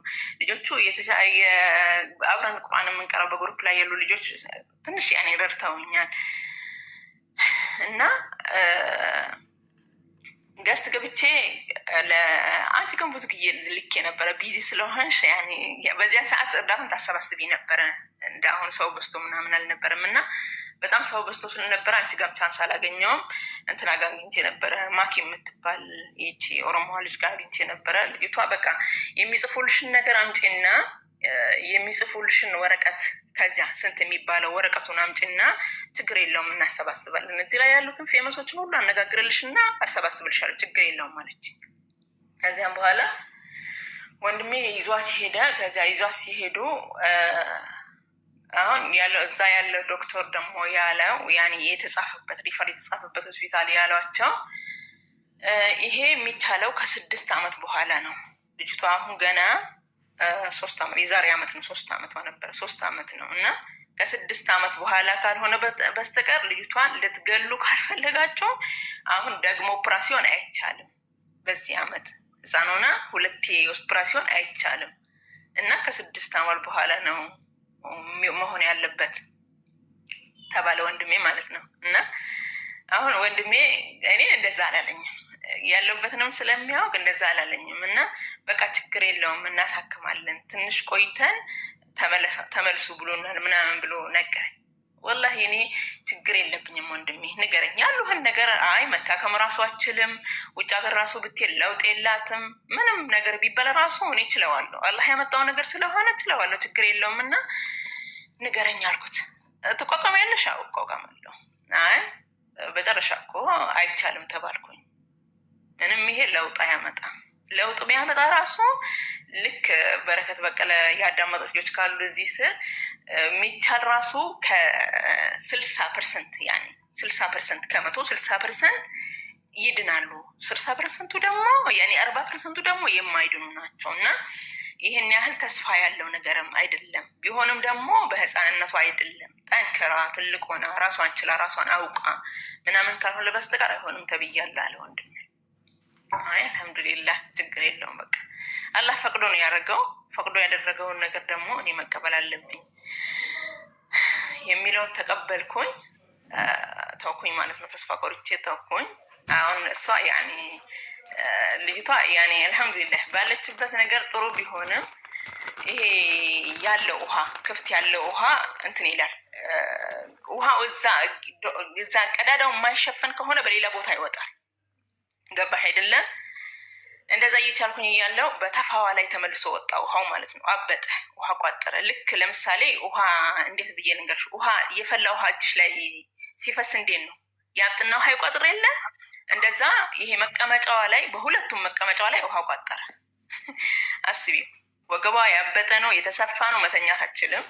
ሁለቷ መቀመጫዋ ላይ ወጥቷል ውሃ፣ መቀመጥ አችልም። እናቴ የሚያግዛት ሰው የለም። በቃ ሲነግሩኝ ውሃው ደግሞ ያኔ ሳታስብ ህፃን አይደለች ተቀመጠችበትና ፈነዳ። ውሃው ማለት ነው የቋጠረው ውሃ ፈነዳ። እንትን ሆነች እንደ እንትን ወላሂ እንደ ዝንጀሮ ሆነች ከኋላዋ ማለት ተመለጠ። ሁለቱም በጣም ከበደ። አበድኩኝ መጨረሻ ወላሂ አቢባዬ በጣም በጣም ያኔ የልጅናት ስለሆንሽ ህመሙን ታውቂዋለሽ ብዬ አስባለሁ። በጣም አበድኩኝ። በጣም ተሰማኝ። ያኔ ምንም ማድረግ ስለማልችል ደግሞ አልሐምዱሊላህ ማለት ብቻ ነበረ። ምንም ማድረግ አልችልም። ምንም ማውጣት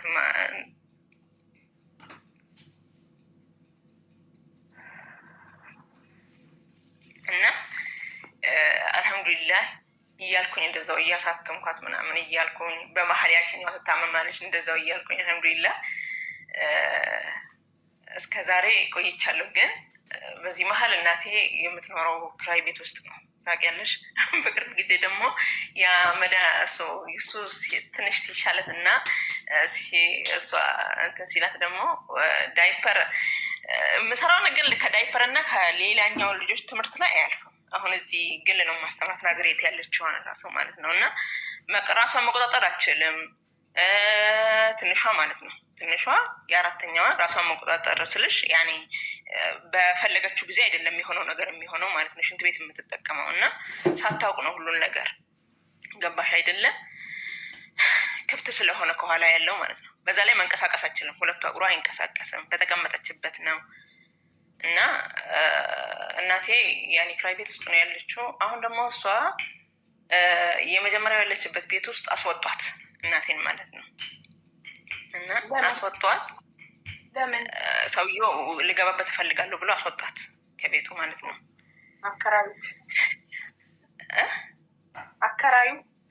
አከራዩ አስወጣት። ሌላ ቤት ውስጥ ነው ያለችው።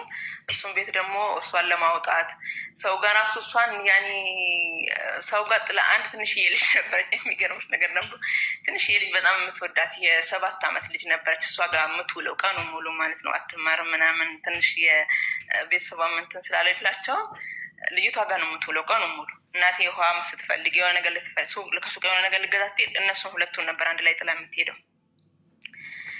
እና ከዚያም በኋላ ልጅቷ በዚህ በኢዱ ባለፈው ኢድ ልብስ እንዲገዙላት ለሁሉም ልጆች ገዛውኝና ልብሷም እንዲገዛ ተደረገኝ። እናትየዋ የርካሽ ልብስ ነው የገዛችሁላት ብላ ወሰደቻት ልጅቷን ማለት ነው። አሁን እናትሽ አከራዩ ከቤት ሲያስወጣት ወዴት ሄደች? እናትሽ ሌላ ቤት ገባች። ቤቱ ቤተሽ አለሽ አይደል እንዴ? ሳውዲ 5 ዓመት ሰርተሽ የሰራሽው ቤት እዛ ሄዳ አትኖርም ከነ ልጆቹ? ይኸውልሽ እሱን ሽጬው ነበረ ያንን ቤት ማለት ነው። በመሀል ያልነገርኩሽ ነገር ያንን ቤት ቆያ እኔ እሱን የሸጥኩት መጀመሪያ እሱን የሸጥኩት እቺ ልጅቷ ማለት ነው ትልቋ ልጅ ቤተሰቡ ጋር ያለችዋ ልጅ እና በመሀል እንደዚህ ብዙም አሁን ጭንቅላቴም እንትን እያልየ ጭንቅላቴም እየቀነሰ ነው። ብዙ ነገሮችን ራሱ በስነስርዓት ላላወራ እችላለሁ። አላውቅም እየዘለልኩኝ ነው ማወራሽ እና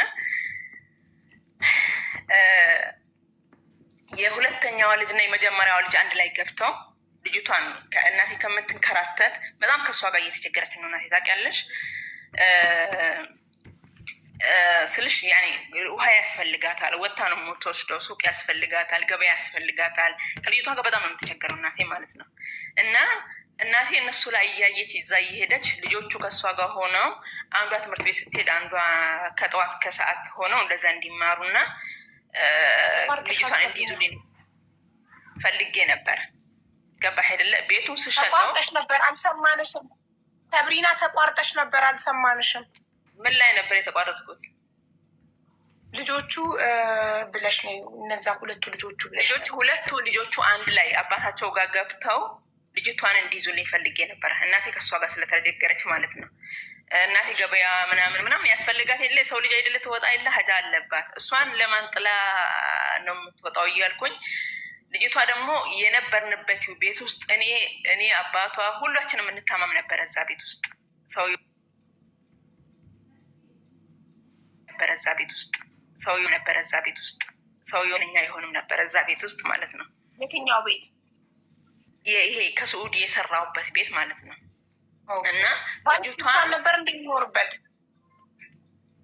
በፊት እያለው ነው እያልኩሽ ያለሁት። በፊት እያለው እንደዛ ነበረ። እና ልጅቷ ራሱ እቺ የሁለተኛዋ ልጅ ራሱ የምትታመው እዚህ ሰፈር ናቸው እንትን ያሏት። ቀንና ማታ ስለሚያዩዋት ልጅቷ መዳን አችልም። ከዚያ ሰፈር ካርሻት ጤነኛ ትሆናለች ተብዬ ነበረ በዚያን ሰዓት ማለት ነው። ልጅቷ ሁለተኛዋ ልጅ ማለት ነው። እና ያለኝ አማራጭ ቤቱን ከዚያ ሽጬ ሌላ ቦታ መቀየር ነበረብኝ። ገባሽ አይደለም? ለልጅቷ ልጆቹ አንድ ላይ እንዲመለሱ ነኝ ብዬ ማለት ነው። ከዚያን ቤቱ ተሸጠ በርካሽ። ለዚያም በርካሽ ሸጥኩት በ800,000 ብር ሸጥኩት በርካሽ ማለት ነው። ከተማ ሴንተር ከተማ ነበረ እና እንዲሸጥ ብዬ አበርኩኝና ሸጥኩት። ከዚያ እንዲሸጥ የፈለግሽበት ምክንያት አንዴ ሰብሪና ስላልገባኝ ነው። መጀመሪያ እሱን ቤት ላለመሸጥ ልጅሽን ጥለሽ ሕክምናዋን ትተሽ አረብ ሀገር መተሻል ሰርተሽ አጠራቅመሽ ልታሳክሚያት አይደል? አዎ። ከዛ በኋላ ግን በወሬ ስለምንታመም እዛ ቤት ውስጥ ምናምን በሚለው ሀሳብ ነው። በምንድን ነው ትክክለኛ ትልቅ ምክንያት ቤቱን ያሸጠሽ? አሁን ይኸውልሽ ልጆቹን አንድ ላይ ለመመለስ ልጅቷ እውነት ነው። ልጅቷ እዛ ስትሆን በጣም ነው የሚያማት ልጅቷን ማለት ነው። ቁርአን ሲቀራበት ተናግረዋል። ደግሞ ጠዋትና ማታ ስለምናያት ልጅቷን ተብለዋል። እዚህ ከመጣው በኋላ ማለት ነው። ይኸውልሽ እዚህ ከመጣው በኋላ ቁርአን አዲስ አበባ ወስደዋታል፣ ናዝሬትም ወስደዋታል ብዬሻለሁ። ትልቋን ልጅ ሁለተኛዋ ልጅ ማለት ነው። እና ቁርአን ሲያስቀሯባት አሁን እንደዚህ ቁርአን አስጮኸን ከሷ ውስጥ ቁርአኖቹ ያሉት የሼኮቹ ያሉት እንደዚህ አስጮኸን እሷ ከዛ ውስጥ ያሉበትን አይን እናሶችን ለማውጣት ልጅቷ አቅም ያስፈልጋታል። ስለዚህ እሷ ደግሞ ሕፃን ስለሆነች ልትጎዳ ትችላለች። እና እንደዛ አይቻልም። በመድኃኒት ነው እንትን ያለችበት። ሰፈሩን መቀየር አለባችሁ፣ እዚህ ሰፈር ነን ጠዋትና ማታ ነው የምናያቸው ብለው እየተናገሩ እያሉ ሰፈር መቀየር አለባችሁ ተብለን ነበረ። ገባሽ አይደለም?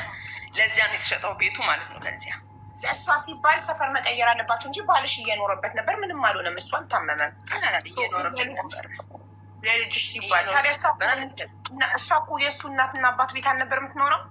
እዛው አትቀጥልም ነበር ኑሯን? ይኸውልሽ እኔ አሁን እያልኩሽ ያለሁት እናቴ ከልጅቷ ጋር በጣም ስለተሰቃየች ልጅቷን እንዲረዷት ፈለግኩኝ እያልኩሽ ነው። እዛ ገብተው ማለት ነው። ገባሽ አይደለም? ከእናቴ ጋር አንድ ላይ እንዳትሆን ደግሞ እቺ ራሱ ትልቋ ራሱ ቅድም ነግሬሽ ነበረ። ከእናቴ ጋር አንድ ላይ እንዳትሆን ስለሚጥላት፣ በመሀል ስለሚጥላት እናቴ ሁለቱን አንድ ላይ እንትን ማለት አትችልም። በራሷ አቅመ ደካማ ናት። የሚያጋሳው ስላሌለ እንደዛ ነው። አሁን እዚህ ደግሞ ትልቋ ይኸኛው ቤት ይሸጥና በሱ ብር ሌላ ቦታ ቤት ይገዛበታል ማለት ነው። አሁን እንደምንም ትብሎ ተገዛ።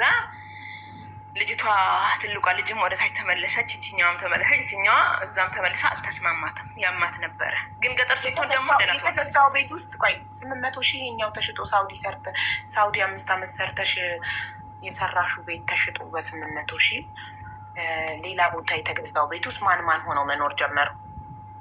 የተገዛው ቤት ራሱ እዚህ ይኸውልሽ፣ ያኔ ርካሽ ስጪ በ800,000 እዚህ ልጆቹ እቁብ አሰባሰቡልኝ ማለት ነው። እዚህ አሰባሰቡልኝና በ1 ሚሊየን ሌላ ቤት ሌላ ቦታ ገዛው። የሆነ የማይረባ እሱ ራሱ አልነበረም በቦታው፣ ወንድሙ ነው የገዛው። ቤተሰቦችንም እምቢ ብለው ብሩ የተሸጠው ብሩ እሱ ላይ ነበረ። ብዙ ጣጣ አለ እዚህ መሀል። እኔ እንደዚህ ሁሉን ነገር ዝግፍ አድርጌ ለማውጣት ትንሽ የሚያቅተኝ ነገር ስላለኝ ነው ሀቡዬ እንድትረጅ የምፈልግ።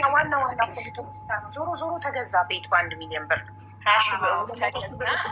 እና ጓደኞች 800,000 በተሸጠበት ሌላ ቤት ተገዛ። እሺ እችኛዋ አሁን እዛ አልተስማማትም። ሁለተኛዋ ልጅ እዛም አልተስማማትም። ገጠር ስትሆን ደህና ነው የምትሆነው፣ እዛ ስትሆን ታታማለች ልጅቷ ማለት ነው። እና ትልቋ ልጅ እዛ እናቴን እያገዘች ይዛው እየኖረች እያለች አባብለው ይወስዷታል። የተገዛው ቤት ውስጥ ማን መኖር ጀመረ? የተገዛው ቤት ውስጥ በ1 ሚሊዮን ብር የተገዛው ቤት ውስጥ ማን ማን መኖር ጀመረ? የተገዛው ቤት ይኸውልሽ አሁን ያለበት እሱ ነው። አሁን አይደለም፣ ልክ እንደተገዛ። መቼ ነው የተገዛው? የተገዛው እኮ በቅርብ ነው። ስንት ወር ሆነው? ወላሂ አለም ያኔ ምናልባት 4 ወር። እሺ ከ4 ወር ጀምሮ ባልሽ እየኖረበት ነው? አሁን እየኖረበት ነው። ግን በፊት በመሀል የተሸጠበት አላማ ያኛው የተሸጠበትና እዚህ ቦታ ላይ የተገዛበት አላማ ልጆችሽን እናትሽ ሰብስባ እንድትኖርበት አይደል? ላላ እናቴ አበደን እዛ አትኖርም፣ እዛ አትኖርም እናቴ። ለማን ሲባል ነው ታዲያ? ለማን ሲባል ልጆቹ ልጅቷን ይዘው እንዲኖሩባት እያልኩሽ እኮ ነው። ልጆቹ ማን ናቸው? የህፃናት ይታመምሽ ልጅ ይዘው መኖር ይችላሉ ብቻቸውን?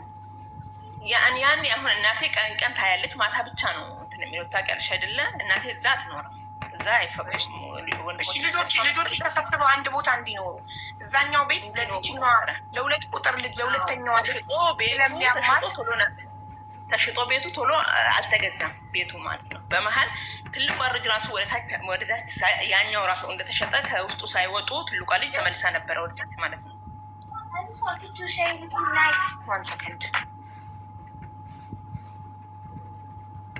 ማሻአላህ አላህ ያሳድግልሽ። ጠዋት ትምህርት ስላላቸው እና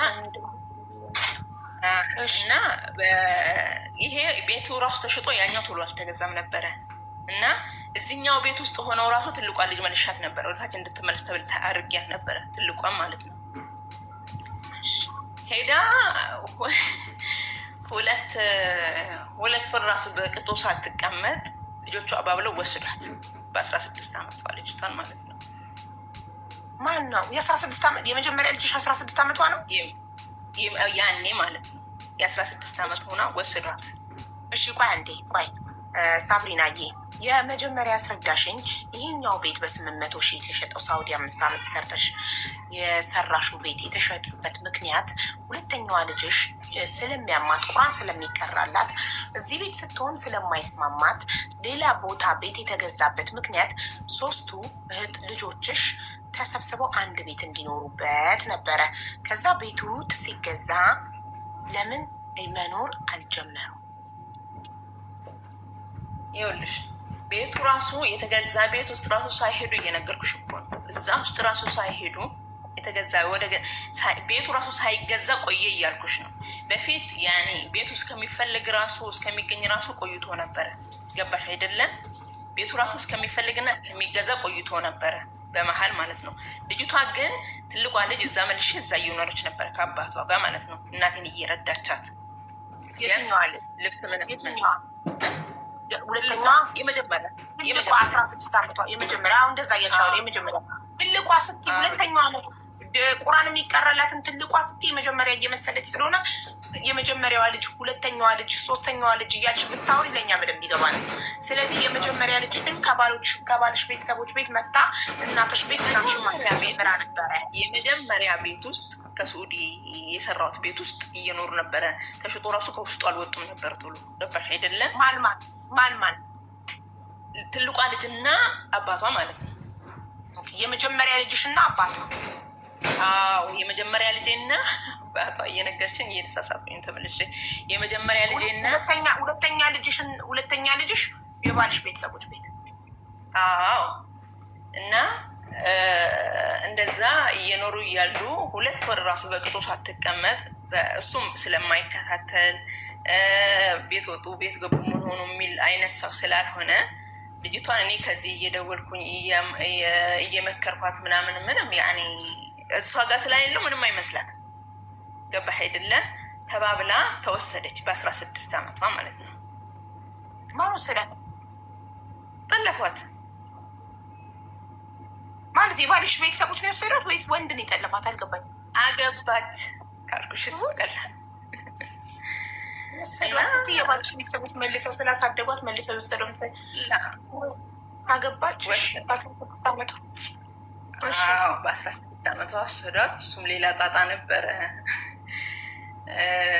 ነገሮች ሲደራረቡብሽ ነገር ትታይዋለሽ።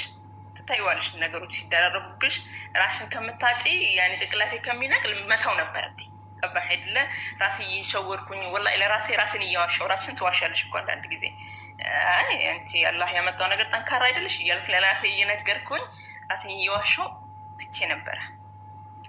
ምንም ነገር ስልኬን ዘጋጋው ምናምን ነገር ከማንም ጋር አላወራም ነበር። እንዳፈለጋችሁ አድርጉ ብዬ ዝም አልኩኝ። ከዚያ አሁን የተገዛው ቤት ውስጥም ገብታ አሁን እነሱ ወደ ቤት ውስጥ ከወጡ በኋላም የተገዛ ቤት ውስጥም እንዳልኩኝ ሀሳቤ እንዳይሳክ ቤቱ ተሸጧል፣ ተቀይሯል፣ ስም ሁሉ ነገር አልቋል። ገባህ አይደለ?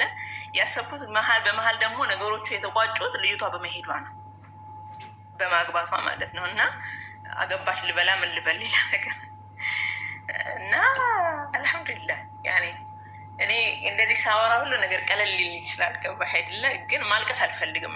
ራሴን እንትን ማለት አልፈልግም። ገባህ አይደለ? ብዬ አልቅሼ ራሴን እንትን ማለት አልፈልግም። ግን ሁሉ ነገር ያኔ የመጣውን ነገር ስትቀበይ አላህ የሆነ ከፊት ነገር ያስቀምጠልሽ ነገር አለ ብዬ ነው የማስበው። ገባህ አይደለ?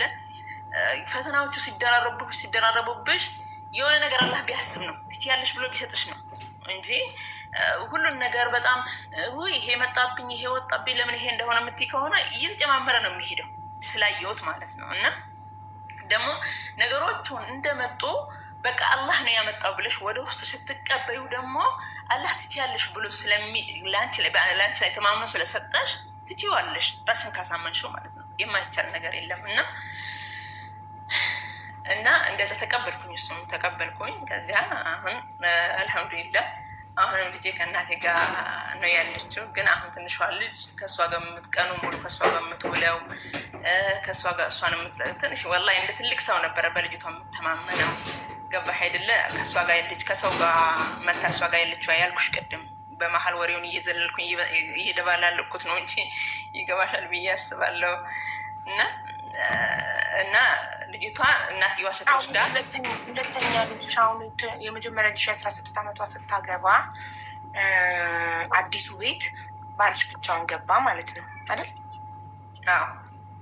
ሁለተኛ ልጅሽ እዛው የባልሽ ቤተሰቦች ገጠር ናት። ሁሉም እንዳሉ ነው ያለ። ናዝሬት ያለችውም እዛው፣ ገጠር ያለችውም እዛው። እና ወላሂ እዚህም እገባለሁ እኮ አሁን ያኔ ቁርጤ ካወቅኩኝ እገባለሁ። አሁን ያኔ መታከም አሁን እንደዚህ ገባህ አይደለ? መስዋዕትነት የምትከፊበት ነገር አለ። አሁን እኔ አብሶ ያንን በረከት በቀለ የሚባለው ልጅ አንቺ አላየሽውም መሰለኝ። ዩኒቨርሲቲ በቅርብ ጊዜ ነው ተመርቆ የወጣው እና የዚህ ነገር ተጠቂ ነው ስልሽ ያኔ ካለ ዳይፐር የማይጠቀም ዳይፐር ተጠቅመው ነው ዩኒቨርሲቲ የጨረሰው። አንዳንድ ነገሮችን ስታይ ጥንካሬሽ ይጨምራል። ገባሽ አይደለ? እና አሁን ስንት ዓመት ሆናት? ትንሿ የመጨረሻዋ እናትሽ 4 ዓመት። እንዴት ናት? ትራመዳለች? የለም እኮ አቡዬ እንደዛ አይነት ነገር የለም። መራመድ አይደለም በእንትኗ ራሱ በሆዷ ራሱ የምትንፋቆቀው አንዳንድ ጊዜ ነው። ገባሽ አይደለ? ይከብዳታል። እብጠት ስላለው ከኋላ አብጧል እኮ ያ ቦታ ክፍት ስለሆነ ውሃው በዛ የሚጠራቀመው እያደገች ወደ ላይ እያበጠ ነው የሚሄደው። እኔ እንደው የምፈራው እንደዛ እያበጠ ሲሄድ እንዳይፈታብኝ ነው የምፈራው። እንትኑ ማለት የተሰፋው ስፌት ያለ ከኋላ የተሰፋው ጀርባው ላይ የተሰፋው ስፌት ረዥም ስለሆነ እሱ እንዳይፈታ ነው የምፈራው። እንደው እያበጠ በጣም ውሃው እንትን እየተጠራቀመ ስለሚሄድ ማለት ነው። ምናልባት እንደዚህ አይነት ነገር አጓጥማቸው አሳክመው ከዚህ የተሻለ ነገር እንትን የሚሉ ሰዎች ካሉ በዚህ እንዲጠቁሙኝ ይፈልጋለሁ። ያለውን ነገር መስዋዕትነት ከፍዬ እሷን ማሳክም ካለብኝ ያሳክማታለሁ። ግን አሁን አንዳንድ ጊዜ ተስፋ እየቆረጥኩኝ መጣሁ። ሕክምና 6 ዓመቷ ላይ ተባቻል። 6 ዓመቷ 2 ዓመት ነው የሚቀረው ለማሳከም። በ6 ዓመቷ ነው መታከም ኦፕሬሽን መደረግ የምችለው ነው አይተባች። አሁን ብሩም አሁን በጣም ጨመረ አቡዬ፣ እንደ በፊቱ አይደለም፣ እንደ በፊቱ እንዳወሩት አይደለም። አሁን ብሩም በጣም ጨምሯል። አሁን ማለት ከዚህ በፊት 2 ሚሊዮን ካሉ አሁን 4 ሚሊዮን ሊሆን ይችላል። እጠፍ ጨምሮ ሊሆን ይችላል። ወላሂ አለም እንደዛም የማይመስለኝምም ያኔ አሁን ያኔ እንደዚህ ብዬ አሁን ይኸውልሽ አሁን እናቴ እኔ 2 ዓመት እዚህ ተቀምጬ ምንም እያጠራቀምኩኝም አይደለም። በነገራችን ላይ ምንም እያደረኩም አይደለም። ማለት እኔ ያልገባኝ ከይቅርታ ጋር ሳብሪና፣ አንቺ እንደ እናት ልጆችሽን በየቦታው በታንተሽ እንዲህ እየተንከራተትሽ ባል ምንድን ነው ጥቅሙ? ቤት ገዝተሽ እያኖርሹ ነው ብቻውን እና ኢዚት ፌር ትክክል ነው? ይሄ ትክክል ነው? ማንኛውም ሰው ከውጭ ሆኖ ለሚመለከት ትክክል ነው? ጤነኛ ወጣት ወንድ በቤት ገዝተሽለት እያኖርሽው ልጆችሽ በየቦታው ተበታት ነው። አንቺ ሰው ቤት መዳም ቤት እየተንከራተትሽ ልጅሽ ታማ እናትሽ በስተርጅና ታማሚ ልጅሽን ይዛ፣ ይሄ ለአይምሮ ለአንድ ጤነኛ ነኝ ለሚል ሰው አይምሮ ትክክል ነው? አሁን ነገሮቹ እንደዚህ አሁን እኔ ልክ እንዳልኩሽ አንደኛ ይሄ ሚዲያ ላይ የሚሄድ ነገር ድምፅሽ ተቀርቶ ለዘላለም የሚዞር ነገር ነው። ገባሽ አይደለም? ስለ ነገሩ ታዩ፣ ስለ ህዝብ፣ ስለ ወሬ ምናምን መጨነቅ ትተሽ ስለ ልጅሽ ነፍስ ካሰበ እኔ በአንቺ ቦታ ቢሆን ቅድም እየነገርኩሽ ነበር። ሆስፒታል ውስጥም እያለው ከዚች ልጅ ጋር ያሳልፍኩትኝ እኔ ነኝ የማውቀው እያልኩሽ ነበር፣ ከተረዳሽኝ ማለት ነው። እንዲ እኮ ሳብሪና ልንገርሽ፣ ያሳልፍሽንማ ከአንቺ በላይ የሚያውቅ የለም። ስቃይሽና መከርሽ አንቺና ፈጣሪ ናቸው የምታውቀው። አንድ ሰው አንድ እናት ለልጇ መስዋዕት የምትከፍል እናት ስለ ባል ቤተሰብ፣ ስለ ቤተሰብ፣ ስለ ሰፈር ሰው፣ ስለ አካባቢ፣ ስለ ዓለም ግልብጥ ይበል። በልጄ ጉዳይ ዓለም ይገልበጥ፣ የባል ቤተሰቡ ይገልበጥ፣ የአካባቢ ሰው ይገልበጥ፣ ሁሉም ይገልበጥ። በልጄ ጉዳይ ሰው ምን ይለኛል አለን። ባሌን ጥቅም ካልሰጠ ከቤት አባረሬው፣ ቤቱን ሽጬ፣ ኩላሊቴንም መሸጥ ካለብኝ ሽጬ ልጄን አሳክማለሁ። በልጄ አልደራደርም። ገባሽ? አንቺ የሚያስጨንቅሽ በቅርብ ጊዜ ሰዎች እንዳሉ ኖ ሳብሪና፣ አንቺ በጣም መልካም እናት ነሽ። ብቻሽን ደምሽ እየተመጠጠ ነው ያለሽው። ብቻሽን ብትንቦራጨቂ ደግሞ ምንም አታመጭም፣ እድሜሽን እና ጉልበትሽን ከመጨረስ ውጭ። ለሰዎች ተጨንቀሽ አንቺ ሰው እንዳይቀየምሽ፣ ሰው ክፉ እንዳይልሽ፣ ሰው የሆነ ነገር እንዳይልሽ ብለሽ ዝም ብለሽ ልጅሽ መስዋዕት ትሆናለች። በጊዜ እኮ ታክማ መዳን ትችል ነበር። አንቺ እናትሽ ጋር አስቀምጠሻት እኮ መዳን ቤት መጣሽ እኮ ከቤት ቤት እየተንከራተትሽ፣ እሱንም ማጠራቀም አልቻልሽም። 2 ዓመት ሙሉ እዛ ጋር የምትደፍኚው ቀዳዳ አለብሽ። ዋት ሂዝ ዱይንግ? እሺ የእሱ የአንቺ ህይወት ላይ እሱ እያዋጣ ያለው ነገር ምንድን ነው? ብቻሽን እየዳከርሽ እንደ ሲንግል ማም ባሏ እንደሞተባት ሚስት እኮ ብቻሽን እየደከምሽ ነው ያለሽው። ወላሂ ስላልገባሽ ነው። አንቺ ብትሞቺስ? ቆይ አንቺ አሁን መዳን ቤት ከፎቅ ላይ ወድቀሽ ብትሞቺ፣ አዙሮሽ ወድቀሽ አንቺ የሆነ ነገር ብትሆኝስ? ማን ያለው? ማን አለ ለልጆች? ካለሽ ብቻ ለምን ትታገያለሽ? ምንም ማድረግ አቃተኝ ወላሂ። ያኔ ቤተሰቦችም ነገርኳቸው እንድፋታም፣ ገባሽ አይደለ? እንድፋታም አብሪናዬ፣ ቤተሰብ ምን አገባ ማለት እሺ አይልም ወላሂ ሻይልም። ያኔ ፍታኝ ብዬ ስንት ጊዜ ጠይቀዋለሁ። ቤተሰብ ፍርድ ቤት የሚባል ነገር እያለ ቤተሰብ ምን አገባው? ህግ ያለው እኮ ፍርድ ቤት የሚባል ነገር ያለው እኮ ይላል። ቤተሰቦችን ታውቂያለሽ አንቺ ነይና ባይሆን በቃ ያለውን ነገር እዚህ ጨርሰሽ ከሱ ጋር ያለሽን ነገር ጨርሰሽ መብትሽን አስከብረሽ በቃ መስራትሽ ካልቀረ ይላል አባቴ ራሱ መስራትሽ ካልቀረ በቃ ብቻሽን ትሰሪያለሽ። ገባህ አይደለ? መታገትሽ አይቀርም። እስካሁንስ ያቃጠለብሽ ጊዜ አንቺ በጣም ትዕግስተኛ ነሽ፣ በጣም አመስጋኝ ነሽ። እሱ ባማረረው ነገር እኮ ይሄ መጣብሽ። ሴት ስለሚል አሁንም ሴት ወለድሽ፣ አሁንም ሴት ወለድሽ፣ አራተኛውን ስታረግሽ ሴት ለምትወልጁ ነገር ለምን ታረግዣለሽ እያለ በፆታ ሲያማርር ፈጣሪ ጤነኛ ልጅ እየሰጠው በተከታታይ 4 ሴት በመውለድሽ በፆታቸው ሲያማርር እኮ ነው ፈጣሪ። ሴት ልጅ ስለሰጠውክ ነው የምታማርረው ብሎ 4ተኛዋን እንደዚህ አካል ጉዳተኛ ያደረጋት ፈጣሪ፣ የጤና እንከን ያደረገው እሱ ስላማረረ እኮ። ሴት ልጅ በረከት ናት። ሴት ልጅ ተገኝታ ነው እንዴ?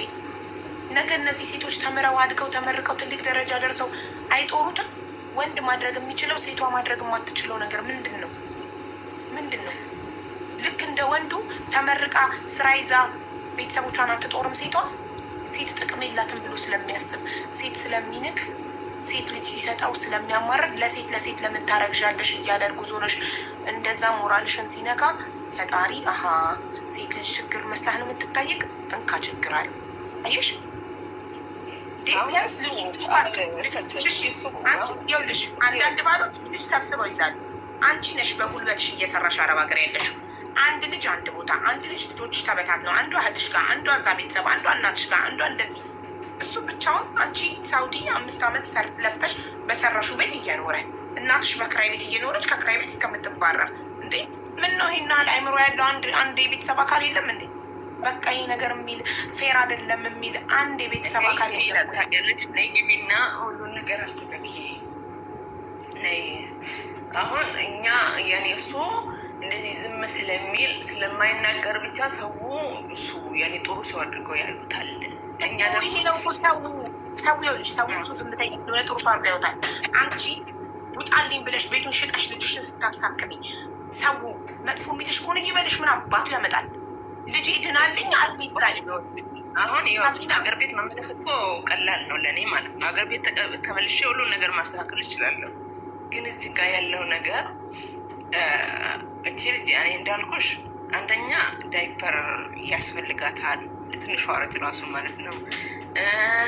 እና በዛ ላይ ለእሷ ያኔ እንደ ሌሎች ልጆች አይደለም፣ ምግቧ ራሱ እንደ ሌሎች ልጆች አይደለም፣ የምትበላ የምትጠጣው ራሱ እንደ ሌሎች ልጆች አይደለም። ምክንያቱም ሰውነቷ እኩል የማይመጣ ከሆነ በጣም ነው ጉዳት የሚደርስባት ማለት ነው ልጅቷ ላይ።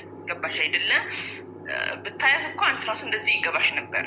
ግን አልሐምዱሊላህ አሁን ያለችበት ያለኝን ነገር ሳልቆጥብ ስለሷ ስለማድረግ አሁን ጤነኛ ልጅ ነው የምትመስለው። ጭንቅላቷን በፊት እንደተለቀባት ምናምን አይደለም።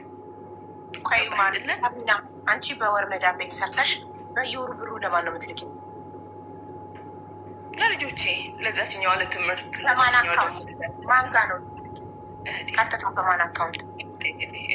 እህትሽ ማለት ሶስተኛዋ ልጅሽን የያዘችልሽ እህትሽ።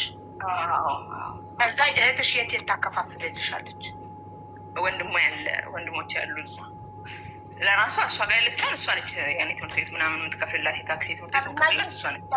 በግልጽ ንገሪኝ። እህትሽ ጋር ትልኪና ለእናትሽ ስንት ለዛ ቤት ስንት ትሰጥልሻለች እህትሽ? እንዴት ነው የምታበቃቂው የአንድ ወር ደሞዝሽን ለልጆች የተለያየ ቦታ ላሉ ልጆች? ያልሽ አሁን እኔ ለእህቴ ጋር ነው እንዳለ ምልከውን ነገር እህቴ ጋር ነው ምልከው። ገባሽ አይደለ? አሁን እንደውም እንደ በፊቱ አይደለም። አላህ ይርዳቸው እና ልክ እንዳልኩሽ ይሄ ቤት ሊገዛ ሲል ከ10 ልጆች ላይ እቁብ ሰብስቤ ነበረ ቤቱን ለመቀየር ስል ማለት ነው። ነገሮቹን አስተካክላለሁ ብዬ ያበላሸሁት ማለት ነው። ገባሽ አይደለ? እሱ ያኔ በመሀል ለአንዳቸው ዛሬ ከከፈልኩኝ አንዳቸው እያለፉልኝ እንደዛ ነው ምልከው። ገባሽ አይደለ? በየወሩ አይደለም አሁን ምልከው። እንደውም እነሱ የሚያገዙኝ ብር በፊት 80,000 ምናምን ብር ለቅመውልኝ ነበረ እነሱ ማለት ነው። እሱም ስላለ በሱ ነው እየተጠቀምኩኝ ለዳይፐር ለምናምን ያገዘኝ እንጂ እንደዚህ ወደዚህ ራሱ አልመጣም ነበር። በጣም ከብዶኝ ነበረ ነገሩ ማለት ነው። እና ለልጅቷ ምልከው ለምሳሌ የትምህርት ቤት ለልጅቷ ትከፍላለች። ልብስ የሚያስፈልጋት አንዳንድ ነገር የሚያስፈልጋት ለጥቂኛ ታሪክና የቀረው ወንድሜ ጋር ነው የምትልከው። ገባሽ አይደለ? ወንድሜ ጋር ትልካለች። ትንሽ ታናሽ ወንድሜ ያለ በግልጽ መናገር አልፈለግሽም? የአንድ ወር ደሞዝ ይሄን ያህል ነው እህቴ ጋር ይሄን ያህል ልክ እህቴ ይሄን ያህል ለዚችኛዋ ልጅ ያስቀርታ ይሄኛው ለዚህ ትሰጣለች ይሄኛውን ለዚህ ትሰጣች ብለሽ በትክክል ማስረዳታችን። አሁን አንድ ይኸውልሽ ቋሚ ነገር ከሆነ ነው እንደዛ የምልሽ። ቋሚ ነገር ከሆነ ወይ ደሞዝን አሁን ለምሳሌ 40,000 ከዚህ ምልክ ከሆነ 40,000ውን 10,000 ራሷ ያስቀርታ 30,000 ወንድሜ ጋር ታደርጋለች ይልሻለሁ። ቋሚ ነገር ከሆነ ነው። እሺ ወንድምሽ ደግሞ የትና የት ያደርጋል?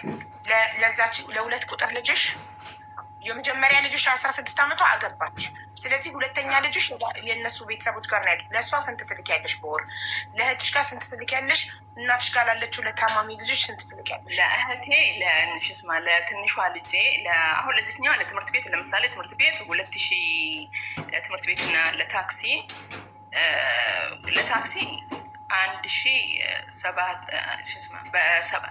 1,400 በ2 ወር ማለት ነው። እንደዛ ነው የምከፍለው፣ በየወር ቶሎ የምከፍለው እና እሱ ስለዚህ በወር 5000 ትልኪያለሽ እንበል ለህፃኗ 5000 ለልጅቷ ከነ ምግቧ 5000 ከነ ምግቧ ዳይፐሯ የሁሉ ነገር ይበቃል። ለዚህ ልጅቷ ጋር ያለችዋ ለምትማረዋ ነው እንጂ እኮ እንደዛ እኮ ነው። እኔ አሁን እንድትነግሪኝ የምፈልገው እህቴ ጋር ላለችዋ በወር 5000 ኦኬ አይደል? እህትሽ ጋር ላለችዋ በወር 5000 ትልኪያለሽ። እናትሽ ጋር ላለችዋ ህፃኗ እናቴ ጋር ላለችዋ ለምሳሌ ያኔ ለምግብ የሚገዙት አንድ ላይ ሲገዙ ጊዜ ያኔ ሊገዙ ሲሉ ጊዜ እና ለዳይፐር ምልክ ጊዜ አንድ አይደለም። ለዳይፐር እና ለወተት ለአንዳንድ ነገር ምልክ ጊዜ አንድ አይደለም። ገባሽ አይደለ? ለዳይፐር ምትልኪ ጊዜ እና ለምግብ ምትልኪ ጊዜ ለዳይፐር እና ለምግብ በወር ስንት እንደምትልኪ ደምሪው እና ንገሪ ለእናትሽ። 10,000 በቀላሉ 20,000 አድርጊና ምክንያቱም ብዙ ወጪ በመሀል ስላለ ማለት ነው። ለእሷ የሚገዙ ላይ የምጠጣው ምናምን የሚገዛለት በመሀል ስላለ ማለት ነው። ገባኝ አይደለ? ለሁለት ቁጥር ሁለተኛዋ አሁን ለምሳሌ በየጊዜው እሷ ትታመማለች። ልጅቷ ስትታመም በ10,000 በ20,000 መልክበት ጊዜ አለ። በወር በቋሚነት ቋሚነት አልክም እኔ ቋሚነት አልክም። ብቻ ነው ስትታመም ብቻ ነው። ስትታመምና ለልብሷ ለትምህርት ቤቷ ሲያስፈልጋት ገባሽ አይደለ? በጣም ጥሩ። እሺ ለባልሽስ ልኪለታልሽ? አልክም። ልጅቷ አሁን ለምሳሌ ልጅቷ ስትታመም ነው እሱ ላይ የምልከው። እሱ ስለሆነ የሚያሳክመው ለልጅቷ ሲሆን እሱ ላይ ነው የምልከው። በራሱ ብር ለምን አያሳክማትም? ስራ የለውም? ስራ አይሰራም? የለኝም ይላል። ስራ የለውም። በአንቺ ቤት እየኖረ አይሰራም። ከምግብ እኔ ከውጭ ስለሚበላ ከምግብ ላይ ምንም አያልፍም። ልጅቷ እንድትሞት ካልፈረሽበት ምናምን ይላል። የቤት ኪራይ የለበትም። አንቺ በሰራሹ ቤት ነው የሚኖረው። ደሞዙ ለምግብ እና ለልብሱ ብቻ ነው የሚሆነው። ልጅ ስትታመም እና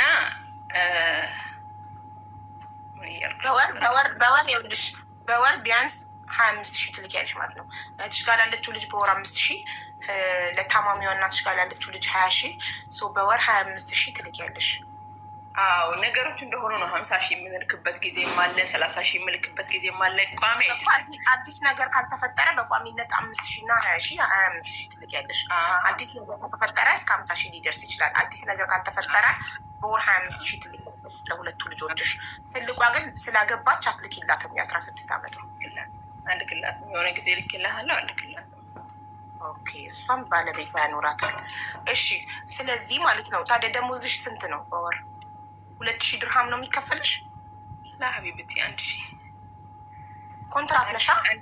1,200 ነው። 200 ለዚህ ቅባት ምናምን እኔ ነኝ የምጠቀምበት ለአንዳንድ ነገሮች ማለት ነው። ስለዚህ በወር 1,000 ነው። በወር 1,000 በወር 50,000 ድርሃም 50,000 ብር ኢትዮጵያ እየላክሽ 25,000 ይጠቀሙበታል። 25,000 ይቀመጥልሻል። ተቀማጭ 50,000 ራሱ እኮ አሁን ነው የሆነው። ቡዬ 50,000 አሁን ነው የሆነው። ገባሽ አይደለም? ወደ ጎን ተቀማጭ የተቀመጠልሽ ምንም ነገር የለም። በሁለት ዓመት እንደውም አሁን እዳ አለብኝ እያልኩሽ እኮ ነው። አሁን 2 ወር ይቀረኛል እቁቡ ራሱ ለመጨረስ። በመሀል ለልጆቿ እየላኩኝ በመሀል እነሱ እየከፈልኩ ምናምን እያልኩኝ ስለሆነ 2 ይቀረኛል። አልሐምዱሊላህ ጨርሼዋለሁ። 10 ሰው ነበሩ በዛ ያኔ በ42 ነበር የላኩት ማለት ነው። ያኔ ከነሱ ላይ የተቀበልኩኝ ጊዜ በ42 ነበር የላኩት። የ10 ሰው ነበር የላኩት እና እሱ በቤት በመቀየር በምናምን በቁቤት የተሰበሰበልሽን 200,000ማ ቤትሽን ሳውዲ እያለሽ የሰራሽን 800,000 የሸጥሽውን ቤት 200,000 ብቻ እኮ አይደለም። 200,000 ቤቱ ላይ የተጨመረ ነው። 1 ሚሊዮን አረጋ አይደለ? ቤት የተቀየረበት አለ። ገባሽ አይደለ? ኦኬ። ስለዚህ እቁብሽን አልጨረሽም እስካሁን ከፍለሽ? አልጨረስኩም። አሁን 2 ዕጣ ይቀረኛል አሁን ለመጨረስ ማለት ነው። ያኛውስ ማኪ ቤትስ እርዳታ የተሰበሰበልሽን ብር ምን አደረግሽው? አልተሰበሰበብልኝም እኮ ተውኩት አልኩሽ እኮ። ለምን ይቀበላለው? ህግ ገና የሕክምና ማስረጃ ስላላመጣሽ ነው ያልተሰበሰበው። ዶክተር የሕክምና ማስረጃ ብቻ ሳይሆን የሕክምና ማስረጃ በዚያን ሰዓት ሊወጣም ላይወጣም ይችል ነበር፣ የግል ስለሆነ ማለት ነው። ግን እኔ እንደዛ አልፈለግኩም። ሰው ማጭበርበርም አልፈለግኩም። ካልወጣ እነሱስ ዝም ብለው ይሰበስባሉ። እነሱስ የምን አሳይተው ልጅቷን ወላሂ ያኔ ራሱ ሀቡ ወላሂ ወቀስመን ቢላህ ነው የምልሽ። ብዙ ሰው እዛ ላይ ስናገር ብዙ ሰው ነበር በውስጥ አካውንት የጠየቀኝ ማለት ነው። ግን እኔ በልጄ መብላት አልፈልግም። ለእሷ በማይውል ነገር በውሸት እንደዚህ ችግር ያለው ቢነኝ ብዬ የሰውን ሀቅ 5 ሳንቲም መቀበል አልፈልግም። ምክንያቱም አላህ ከዚህ የበለጠዋለሁ። ገባሽ አይደለ? በጣም ጎበዝ የኔ ታማኝ ሀቀኝነት ጥሩ አልፈልግም። እሺ ቤቱ በማን አንድ ብር የገዛሽው በማን ስም ነው? ቤቱ 1 ሚሊዮን ብር የገዛሽው በሁለታችሁ ስም? አሁን ስትፋቱ ይካፈላል ማለት ነው? ብትፋች ግማሽ ይካፈላል። አሁን ያኔ ቤተሰቦቼ ራሱ አባቴ ራሱ የኔ በሸሪዓ ቃዲ እንድፈታ ኒካ እንዲያወርዱልኝ ጠይቂያቸው ነበረ፣ ቤተሰቦቼ ማለት ነው። ምክንያቱም ምንም ጥቅም ያሌለው ሰው አንቺ ላይ ሸክም ከሚሆን ያኔ ጥለሽው ብትሄጂ ነው።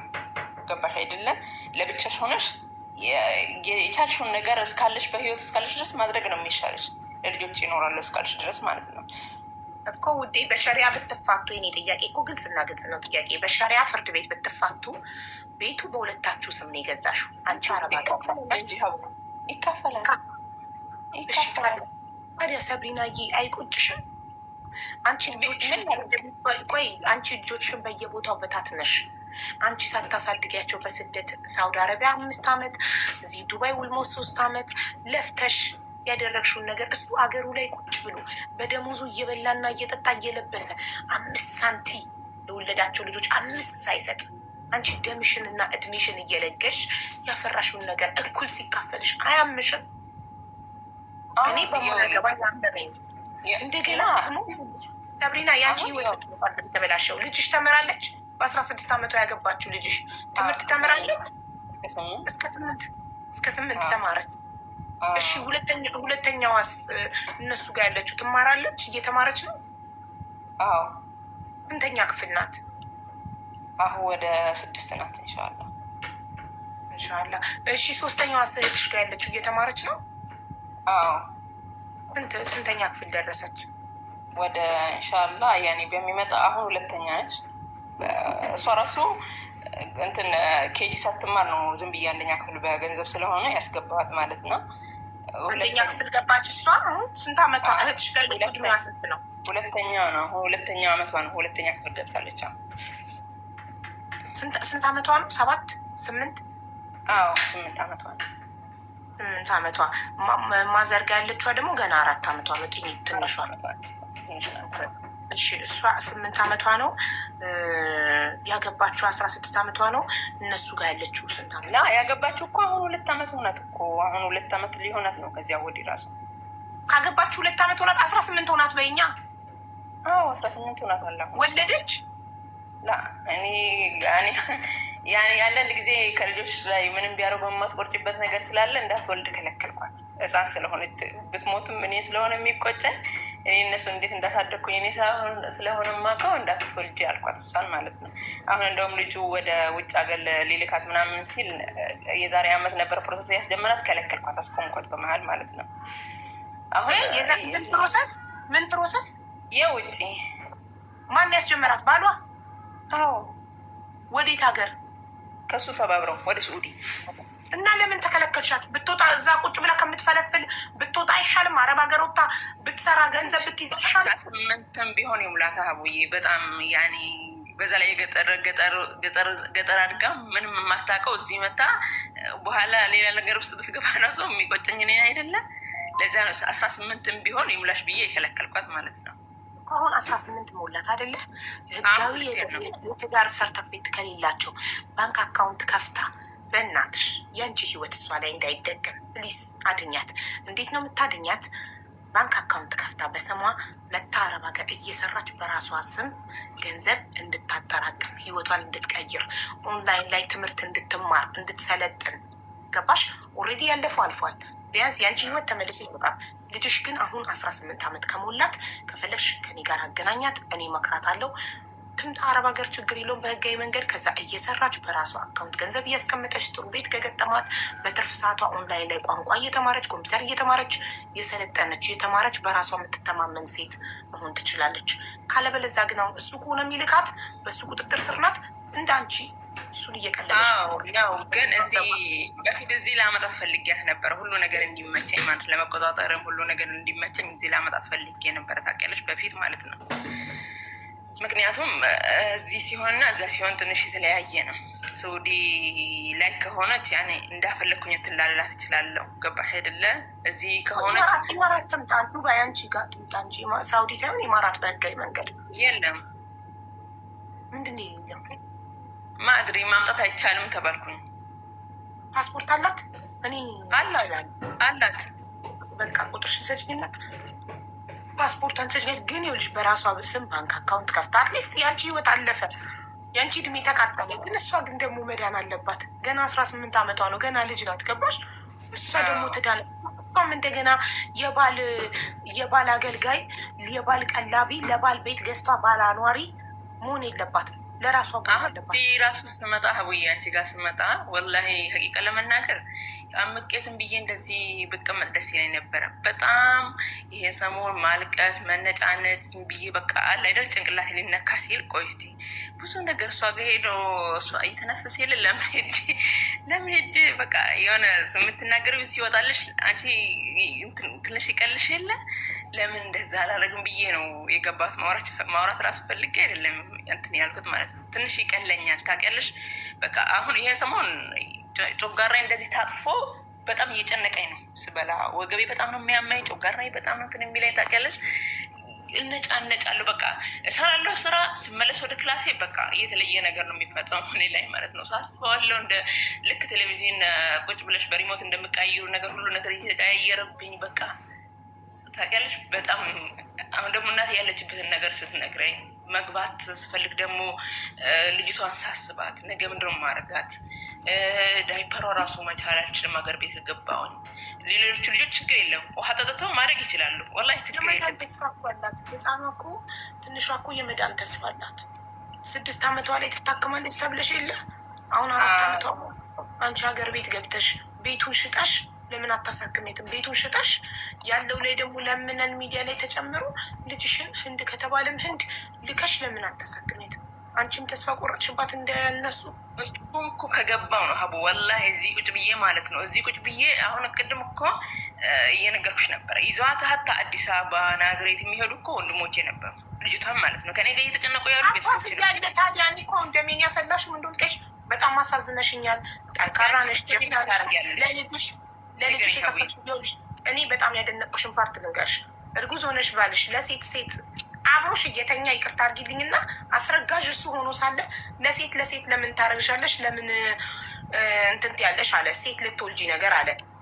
አየሽ ፈጣሪ ጤነኛ ልጅ ይስጠን እንጂ ጾታ ሴት ወንድ የሚያመጣውን ነገር ሁሉ ሴቷን ማምጣት ትችላለች። እንደዛ ሲልሽ ተቋቁመሽ ታግሰሽ ተው ፈጣሪን የሰጠን ምን ላድርግ ምናምን ብለሽ ችለሽ መኖርሽ ከዛ ከተወለደች በኋላ አካል ጉዳተኛ በመሆኗ እሱ እንድትታከም አለመፈለጉ እንድትሞት መፈለጉ ገባሽ? ብቻሽን ሳያግዝሽ ብቻሽን በኢትዮጵያ ኑሮ ዳክረሽ ተሰቃይተሽ ሞክረሽ እንግዲህ ልጅሽን የማሳከሚያ ስለሌለሽ ሰርተሽ እኔ ባንቺ ቦታ በሆን ቤቱን ነበር መሸጠው እንጂ ሌላ አካባቢ ሰው የባል ቤተሰብ ገለመሌ ማንንም አልፈራም። እኔ ክፉ ልባል ልጄን አድኜ አባረሬ እንደዚህ አይነት ከንቱ ባል የማያግዘኝ የማይጠቅመኝ በህይወቴ ላይ ሸክም የሆነብኝን ባል አባረሬ ከቤት ቤቱን እኔ ነኝ አረብ ሀገር ሰርቼ የሰራሁት ቤቱን ሽጬ ልጄን አሳክሜ የቤቱ ካልበቃ ኩላሊቴንም ሽጬ ቢሆን ልጄን አሳክሜ ልጄን እንድትራመድ በጤና እንድትሄድ ዶክተር መታከም እንደምችል መዳን እንደምችል ነግሮኝ ገንዘቡን አረብ ሀገር ሰርቼ እስከማመጣ አልጠብቅም። የሰራሁትን ቤት እሱን አባረሬ ይሸጧለሁ። አንቺ ግን እሱ ዝምተኛ ስለሆነ ሰው ይፈርድብኛል። እሱ ዝምተኛ ሰዎች እኮ ናቸው የሚጎዱት። በጣም ተናጋሪማ ተናግሮ ያወጣ። እሱ ዝምተኛ ስለሆነ ቤተሰቦቹ የአካባቢ ሰው ምናምን እሱን ስላባረርኩ ይቀየሙኛል ብለሽ ፈርተሽ ልጅሽን እንደዛ ሆና ሳትታከም ገጠር እናትሽ መምጣት እኮ አሁን እዚህ ልጄን አሁን በአንዳንድ ነገር አልሐምዱሊላህ ስልሽ ያኔ ቤቱ ሳይሸጥ አሁን ከገባው ራሱ እሷ እስከምጠነክር ራሱ ከገባው ራሱ እሱም ቤቱን ከሸጥኩኝ ራሱ ልጄ ያኔ እስከዚያ የሚሆናት ነገር ቻልኳት በሚለው ነገር ነው። ለዳይፐሯ ለምግቧ አልሐምዱሊላህ እንድጠነክር ቢያንስ ያኔ ሰውነቷ እኩል እንዲሆን አሳክመሽ ነው አማሪ ቤቱን ትሸጭና እኔ በአንቺ ቦታ በሆን ያለፈ ነገር አለፈ ነው። አንቺ በእኔ ቦታ ብትሆኝ ምን ታረጊ ነበር ስላልሽ ነው። በአንቺ ቦታ በሆን ኖሮ ስለማንም አልጨነቅም። እናቴ ትሙት እኔ ከልጆቼ በላይ ላይ የሚያሳስብ ለልጆቼ ምንም መሆን አለው። ልንገርሽ አይደለ ሰው ችግርሽን ሚዲያ ላይ አትናገሪ ምናምን ሲለኝ እኔ ልጄ ማለት ነው እንደማይሰማ ሳቅ ሚዲያን ፈራው፣ ሰውን ፈራው። ዩቱብ ላይ ቪዲዮ እየሰራው ልጄ እንደማይሰማ እየተናገርኩ ልጄን እያሳከምኩ ስፒች ትራፒ እየሰጠሁኝ ስራዬን ለቅቄ ለልጄ ጊዜን፣ ስራዬን፣ ሁሉ ነገሬን መስዋዕት አድርጌ ልጄ እስኪሰማ እስኪናገር ድረስ አመታቴን 4 አመት ለልጄ ሰጠሁት። ህይወቴን ሳልኖር ከእድሜ ላይ 4 አመት ልጄ ላይ ፎከስ አድርጌ ለልጄ ስፒች ትራፒ እየሰጠው ስፒች ትራፒ እየተመላለስኩ ስራዬን ሪዛይን አድርጌ ምን የመሰለ ደሞዝ ነበረኝ። ትልቅ እዚህ ካታር ላይ ትልቅ ካምፓኒ ላይ ነበር የምሰራው። አልማና ፋሽን ግሩፕ የሚባል ካምፓኒ በፖዚሽን እያደግኩ ያለሁበት ጊዜ ላይ ነበር። ብር አላጓጓኝም ከልጄ ህይወት ስለማይበልጥ ምንም አልገረመኝም። ስራዬን ለቅቄ ቤቴ ቁጭ ብዬ ልጄ ላይ መስራት ጀመርኩ። ዩቱብ ላይ ሰርች እያደረኩኝ ስፒች ትራፒ እነሱ የሚሉትን እየደገምኩ እንደ ሬዲዮ እየለፈለፍኩ 24 ሰዓት እየለፈለፍኩ ስፒች ትራፒ ክላስ ውስጥም ስፒች ትራፒስቷ የምትሰጠውን ቁጭ ብዬ እየተከታተልኩ እሷ የምትለውን ቤት አምጥቼ እየደገምኩኝ ለልጄ ልክ ልጄ ላይ ውጤት ሳይ ልጄ መናገር መስማት ሲጀምር እኔ ላይ የደረሰውን ነገር እኔ ምን አድርጌ ለልጄ እንደደረስኩለት ዩቱብ ላይ ቪዲዮ እየሰራው ፖስት እያደረኩ ለብዙ እናቶች ብርታት ሆንኩ። የሚያውቁኝ ሰዎች ግን ምን ይሉኝ ነበር? ለምን ስለ ልጅሽ ሚዲያ ላይ ታወሪያለሽ? ለምን ልጅሽ ላይ የደረሰብሽን ችግር ለምን ሚዲያ ላይ ታወሪያለሽ? ምናምን ይሉኝ ነበረ። አየሽ፣ የሰዎች አስተያየት አይገርመኝም። ምንም ነገር ቢሆን ከልጆቻችን የሚበልጥ ነገር የለም። እኛ ፈጣሪ አምኖን አደራ ልጆቻችንን ሰጥቶናል። ስለዚህ ለልጆቻችን የሚከፈለውን መስዋዕት ሁሉ እንከፍላለን። ለልጅ የማይጠቅምን ባል ከቤት ማባረር ነው ያለብኝ። ጎረቤት ክፉነሽ እንዳይለኝ፣ ዘመድ ክፉነሽ እንዳይለኝ ብዬ ሸክም ተሸክሜ አልቀመጥም። ሸክም የሆነ ባል ገንዘብ ባይኖረው በጉልበቱ ሊያግዝሽ ይገባል። እሱ ወጣት ሆኖ ጤነኛ ሆኖ አንቺ በሰራሽ ትልቅ ነገር ነው ብዬ ታውቂያለሽ። ሀሳብ አንቺ አሁን እንደሰጠሽኝ አይነት ሀሳብ ራሱ ትልቅ ነገር ነው። ሀሳቡ እንደዚህ ማድረግ እንችላለን፣ እንደዚህ መሆን እንችላለን፣ አብሽር የሚልሽ ሰው ራሱ ብታገኘ እሱ እኮ ትልቅ ነገር ነው። በጣም ትልቅ ማለት ነው። እንደኔ ገባሽ አይደለም? አንድ ሰው ከጎንሽ ሆኖ በቃ ሰብሪና አዳምጪኝ ማሪ። ባል ገንዘብ ካለው በገንዘቡ፣ ገንዘብ ከሌለው በጉልበቱ፣ ጉልበት ከሌለው በሀሳቡ ሊረዳ ይገባል። ምንም የማይረዳ ባል ምን ያደርግልኛል? ፓርትነር ማለት የህይወት አጋር ማለት እኮ 50-50 ነው። እየተሳሰብን እያሰበልኝ እያሰብኩለት ተጋግዘን ህይወትን ለማሸነፍ ነው እኮ ባል የምናገባው እኮ። ልጆቼን አለመበተን ያየሁት ነገር ታውቂያለሽ። ልጆቼን አለመበተን። አዳምጪኝ። እናትሽ በስተርጅና ማለት ነው። እናትሽ በስተርጅና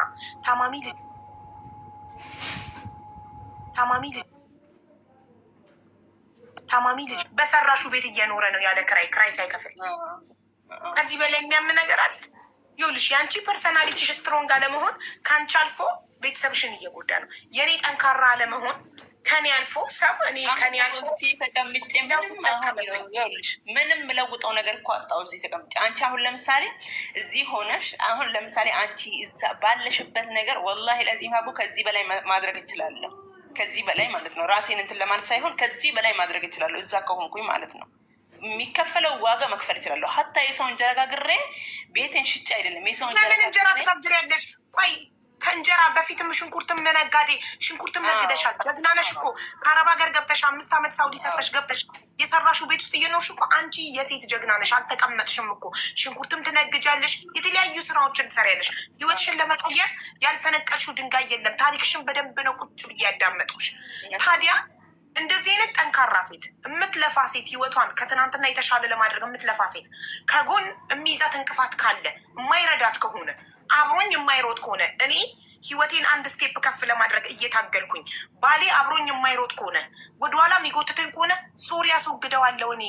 እኔ ወደኋላ መቅረት አልፈልግም። ለልጆቼ የተሻለ ህይወት ነው ማቅረብ የምፈልገው። አሁን ከአንቺ ህይወት አልፎ የኔ ማር የ16 ዓመት ልጅሽ ገጠር ላይ ስላደገች ከ8ኛ ክፍል አቋርጣ አገባች። በቃ ህይወቷ ቆመ። አሁን ከዛ ገጠር ካላወጣሻት ህይወቷ 16 ዓመት ላይ ቆሟል። ያልተማረ ሰው ማለት ምንም ነው። ገባሽ? ያልተማረ ሰው ማለት መልሶ የኔ ነገር ነው የሚመለስባት። እሷን ራሱ የኔን ፋንታ ነው በእኔ ፋንታ ላይ ነው የምትራመደው።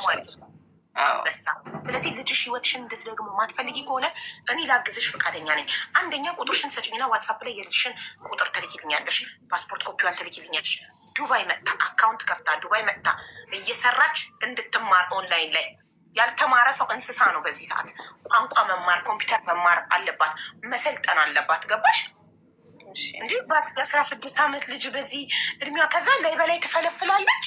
ልጆቿም የሷን ህይወት አንድ አይነት ነገር እኔ ባልቆጣት እና እኔ ያን ራሱ ስለምትፈራኝ ባልቆጣት እና ገና ድሮ ነበር የምትወልደው እዛ ሆነ ራሱ ስለምቆጣት መለወጥ አለብሽ መስራት አለብሽ ምናምን እያልኳት እያባበልኳት ታውቂያለሽ። ራስሽን ትንሽ መጠንከር አለብሽ።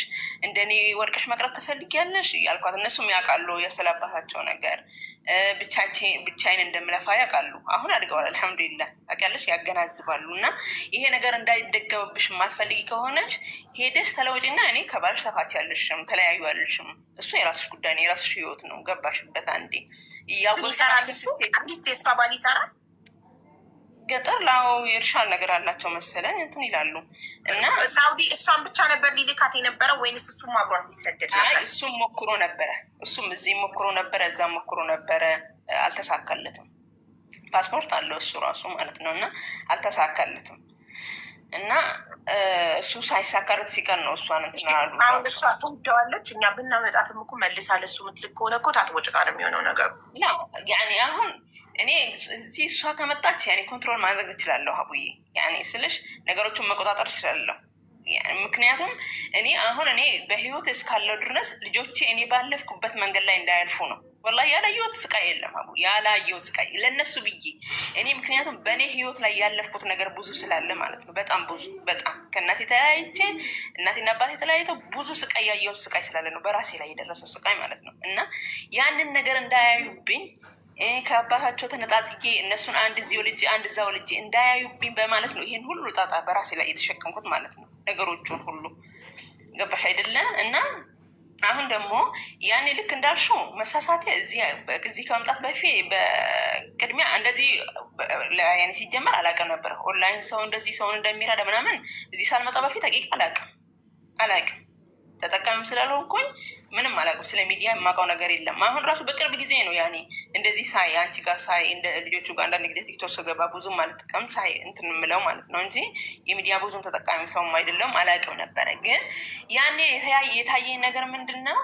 ቤቱን ከሸጥኩኝ ልጆቼን ይዤ ውጭ ላይ ነው የምቆየው እና እሷን ደግሞ ሄጄ ብር አጠራቅሜ ማሳከም እችላለሁ የሚለው ነገር ነበረ። ያለ አይደለ የሆነ አንዳንድ ጊዜ የሚመጣልሽን ነገር ያኔ አታገናዝቢ። አሁን ዶክተሩ ያኔ ትድናለች እንደዚህ ስላለኝ ብቻ እኔ ዶክተሩ እዛ ውስጥ ትታከምልኛለች የሚለው ነገር ውስጥ አሳምኜ ነበር የመጣሁት ስመጣ ማለት ነው። እና እንደዚህ አላሰብኩትም ነበር። አሁን ደግሞ ነገሮቹን ገብቼ እንዳስተካክል የያዘኝ ነገር ያለ ያኔ አሁን እኔ እናቴን ራሱ ቅድም ደውዬላት ነበር። ይሄን ሰሞኑ እመጣለሁ እያልኳት ነበር ተናድጄ እናቴ ማለት ነው። እና የሆነ ነገር ሰገኝ ሲነግሮሽ እንደዚህ ቤት ኪራይ ውጭ ሳወጣት ውጭ ማወጣበት ቦታ የለም እና ሰዎቹ ግቢ ውስጥ አሉ ልጄን ይመቱብኛል ብዬ እፈራለሁ። እሷ ስለማትንቀሳቀስ የሚሮጡ ልጆች መተዋተው ይሄዳሉ ብዬ እሱን አባራሽ ለምን እናትሽ በዛ ቤት ከሚሸጥ እዛ ቤት ውስጥ አትኖርም? እናቴም ቢያለች ለምን አልፈልግም አለች። እሷን እንደዛ አባራ ምናምን ተብዬ እንደዛ ስም እንዲወጣልኝ አልፈልግም ምናምን ብላ እናቴ ነች እምቢ አለችው። እንደዛ ከሆነ ስም እንዳይወጣላችሁ ልጆችሽ ዋጋ ይክፈሉ ወይ? በጣም ስለ ሰው ትጨነቃላችሁ እናንተ። በሰው ክፉ ትባሉ ብያት ነበረ። እሱ ራሱ ውጣ ብዬው ነበረ። ይኸውልሽ እናትሽ ስም እንዳይወጣላት ልጆችሽ መስዋዕት መክፈል ያለባቸው። ስም መውጣት ምንድን ነው? የሰው ወሬ። እሺ እናትሽ የድሮ ሰው ስለሆነች ነው የሰው የሚያስጨንቃት። አንቺም እኮ ሰው ያስጨንቅሽ ነው። አንቺም እኮ ቅድም እኮ ሰው ምን ይለኛል ብዬ ነው፣ የአካባቢ ሰው ይፈርድብኛል ብዬ ነው፣ እሱ ዝምተኛ ስለሆነ እኔ ላይ ይፈርዳሉ ብዬ ነው አልሽ እኮ። ሲፈርዱ ነው ቢያድሩ ምን አገባቸው? አስሎንግ አስ አንቺ ያንቺን ህይወት የራስሽን ህይወት እስካስተካከልሽ ድረስ አሁን እኮ ተውኩኝ። አሁን ይሉንታውን ተውኩኝ። ይሉንታውን ይሉኛል የሚለው ነገር ተውኩኝ። ስለ እናትሽ መንገር አለብሽ። እማዬ ማለት አለብሽ። እማዬ ሰው ፈረደ አልፈረደ እሷም አሁን ለምሳሌ እቺ ልጅ አንደኛ እስከምትታከም ድረስ ራሱ እዚህ አሁን በላ ሀቂቃ ገብቼ ቤቱን ሽጬ ካሳከምኳት ሰውንም ለምኝ ምናምን ካረኳት ነው እንጂ እዚህ ምንም እያርኩኝ ነገር አይደለም። ሀቂቃ የዳይፐር ነገር ገብተሽ እኮ ነው እኛም እኮ የምንለው እኮ አንቺ ገብተሽ ይኸውልሽ አንቺ ገብተሽ ወደፊትም ደግሞ ቤቱ ከሚሸጥ ደግሞ ክራይ ላይ ከምትወድቁ ኬት አምጥታችሁ ክራይ ትከፍላላችሁ። ስራ እስክትሰሪ ልጅሽን አሳክመሽ ምናምን ቤቱ መሸጡ ቀርቶ አንቺ እናትሽ ልጆችሽን ሰብስበሽ ቤት ውስጥ እየኖርሽ ከዛ ለልጅሽ ታጽፊና ሐኪም ቤት ምን ያህል እንደሚፈጅ የት ሀገር መታከም እንዳለባት ከዛ ሕክምና ማስረጃውን ይዘሽ ትውጫለሽ። ህዝቡ ያግዛል። ከዛ በኋላ ኢትዮጵያ ገብተሽ ነው እንጂ እንዴት እዚህ ሆነሽ? ባልሽ ሌላ ሴት አግብቷል በቤትሽ ውስጥ? አላገባም። ቢያገባ ጥሩ ነበር። እሱ ራሱ አንድ ነገር ነበረ ለመሟገት ራሱ የሚያበቃ ማለት ነው። ለምን ያገባል? በውጭ እንደፈለገ ይሆናል። ስራ አለው፣ ደሞዝ አለው፣ የቤት ኪራይ የለበትም። እድሜ ላንቺ በቃ በደሞዙ ይዘሙጥበታል፣ ይበላበታል። ልጅ ስትታመም እንዳትሆን ነገር ይሻላል። ሁላችሁም አላህ ከማን እንደሚቀበል አላውቅም። አላህ ብቻ ያኔ የሆነ ነገር አሳክቶልኝ ገብቼ ሁሉ ነገር ማስተካከል እፈልጋለሁ። ልጄንም ማሳከም እፈልጋለሁ። ልጆችንም መስበስብ እፈልጋለሁ። ገባሽ አይደለ? እና ያኔ ሁለተኛዋ ልጅሽ እነሱ ጋር ያለችው ስንት አመቷ ነው? የሰዎቹ ጋር ያለችዋ እድሜዋ ስንት? አሁን 13 አመት ልጨርስ ነው እዚህ ከመጣሁ። ከዛችኛዋ ጋር በ4 አመት ሁሉ ይራራቃሉ እንዴ? አሁን ያኔ እሷ እኔ እሷ ናግሬት አይደለች። በ2000 ዓመተ ምህረት አገባሽ። በ2001 የመጀመሪያ ልጅሽን ወለድሻት። አሁን እሷ 4 ነው የተወለደችው። ለማንኛውም 2004 ነው የተወለደችው። ልሽ በቀላሉ ስነግርሽ ከዚያ ላይ ሁለተኛዋ 2004 ነው የተወለደችው ሁለተኛዋ። ስለዚህ 14 አመቷ ነው። 2004 የተወለድሻት 14 አመቷ ነው። 14 አመቷ ስንተኛ ክፍል ናት? በ14 አመቷ ስንተኛ ክፍል ናት ነው ያልሽኝ? አሁን ወደ 5 ናት፣ ወደ 6 ናት። 5 ላይ ነች። አሁን ታቋርጣለች። ያማታል፣ ትወጣለች፣ ያማታል፣ ትወጣለች። ያኔ ይጥላታል። ገባሽ አይደለ? በጣም ነው የሚያማት። 5ኛ ክፍል ናት። አሁን 5 ናት። የእንትና ደግሞ 4 አመቷ ትምህርት አትማርም። የ8 አመቷ ደግሞ 1ኛ ክፍል ገብታለች። አሁን ሁለተኛ ናት። አሁን 2ኛ ናት። እናትሽ አትሊስት እነሱ ትምህርታቸውን እንዳያቋርጡ አትሊስት እነሱ ትልቋ እንኳን አልተማሩም። በአላህ ፈቃድ ኢንሻላህ ሁሉን ነገር አላህ እንደሚለው ይሆናል ኢንሻላህ። አሁን መጀመሪያ ቁጥርሽን ትሰጭኝና ማለት ነው አላት ልጅሽ ስልክ አላት፣ ግን አማርኛ አችልም። ምንኛ ነው የምታወራው? ኦሮምኛ። እንዴት እንግባባለን ከኔ ጋር? አንቺ ምን የሚለው የለውም ከአንቺ ጋር እንትን የሚሉት አንቺ ታስተረጉሚልናለሽ አሉ። ግን እንዴት ነው በዋትሳፕ ወይ ግሩፕ ከፍቼ ሶስታችን እናውራ? እኔ አንቺ ባቡን ያስተረጉም ይችላል። በዋትሳፕ እኮ ነው ግሩፕ ከፍቼ ዋትሳፕ ላይ እኔ እናትየውና ልጅየው ሶስታችን እናውራ። አንቺ የኔ ቮይስ አሁን ሴትነትን ስለምታቂ እናትነትን ስለምታቂ በእናት ሆነች ደግሞ በዚህ ሁሉ ችግር ውስጥ ማለፍ ምን እንደሆነ ስለገባሽ ነው። እኔ አሁን ከጎኔ ያሉት ራሱ እንደዚህ ያልገባቸው ማንም የማይረዳኝ አይነት ይኸውልሽ፣ አሁን አንዳንድ ጊዜ የሚያሳብረኝ ለብቻ የሚያስለቅሰኝ ጭንቀት የሚሆንብኝ ለብቻ የሚያስለቅሰኝ በቃ የሆነ እብድ የሚያደርገኝ ጊዜ አለ። ታውቂያለሽ አይደለም? ወላሂ እየሰገድኩኝ እያለሁ ስንት ረካ እየሰገድኩኝ እንዳለው የማላውቅበት ጊዜ ሞልቷል። እና በቃ የሚረዳኝ ሰው ማግኘት ራሱ በጣም ትልቅ ነው ወላሂ። ለዚህም አሁን እንደዚህ አንቺ ስታወሪኝ ለምን እንደዚህ ያደረግሽም ለምን እንደዚህ ያደረግሽም ስትይኝ በጣም የሆነ ውስጥ በተስፋ እየተሞላ ነው የሚመጣው። ታውቂያለሽ አይደለም? ለሰው አውርሽ አሁን ለምሳሌ አሉ አንዳንድ ያን የሚያውቁኝ ስለዚህ ስለ ችግሬ ምናምን የሚያውቁኝ አሉ። ጀመረች ደግሞ ይሉሻል ጀመረ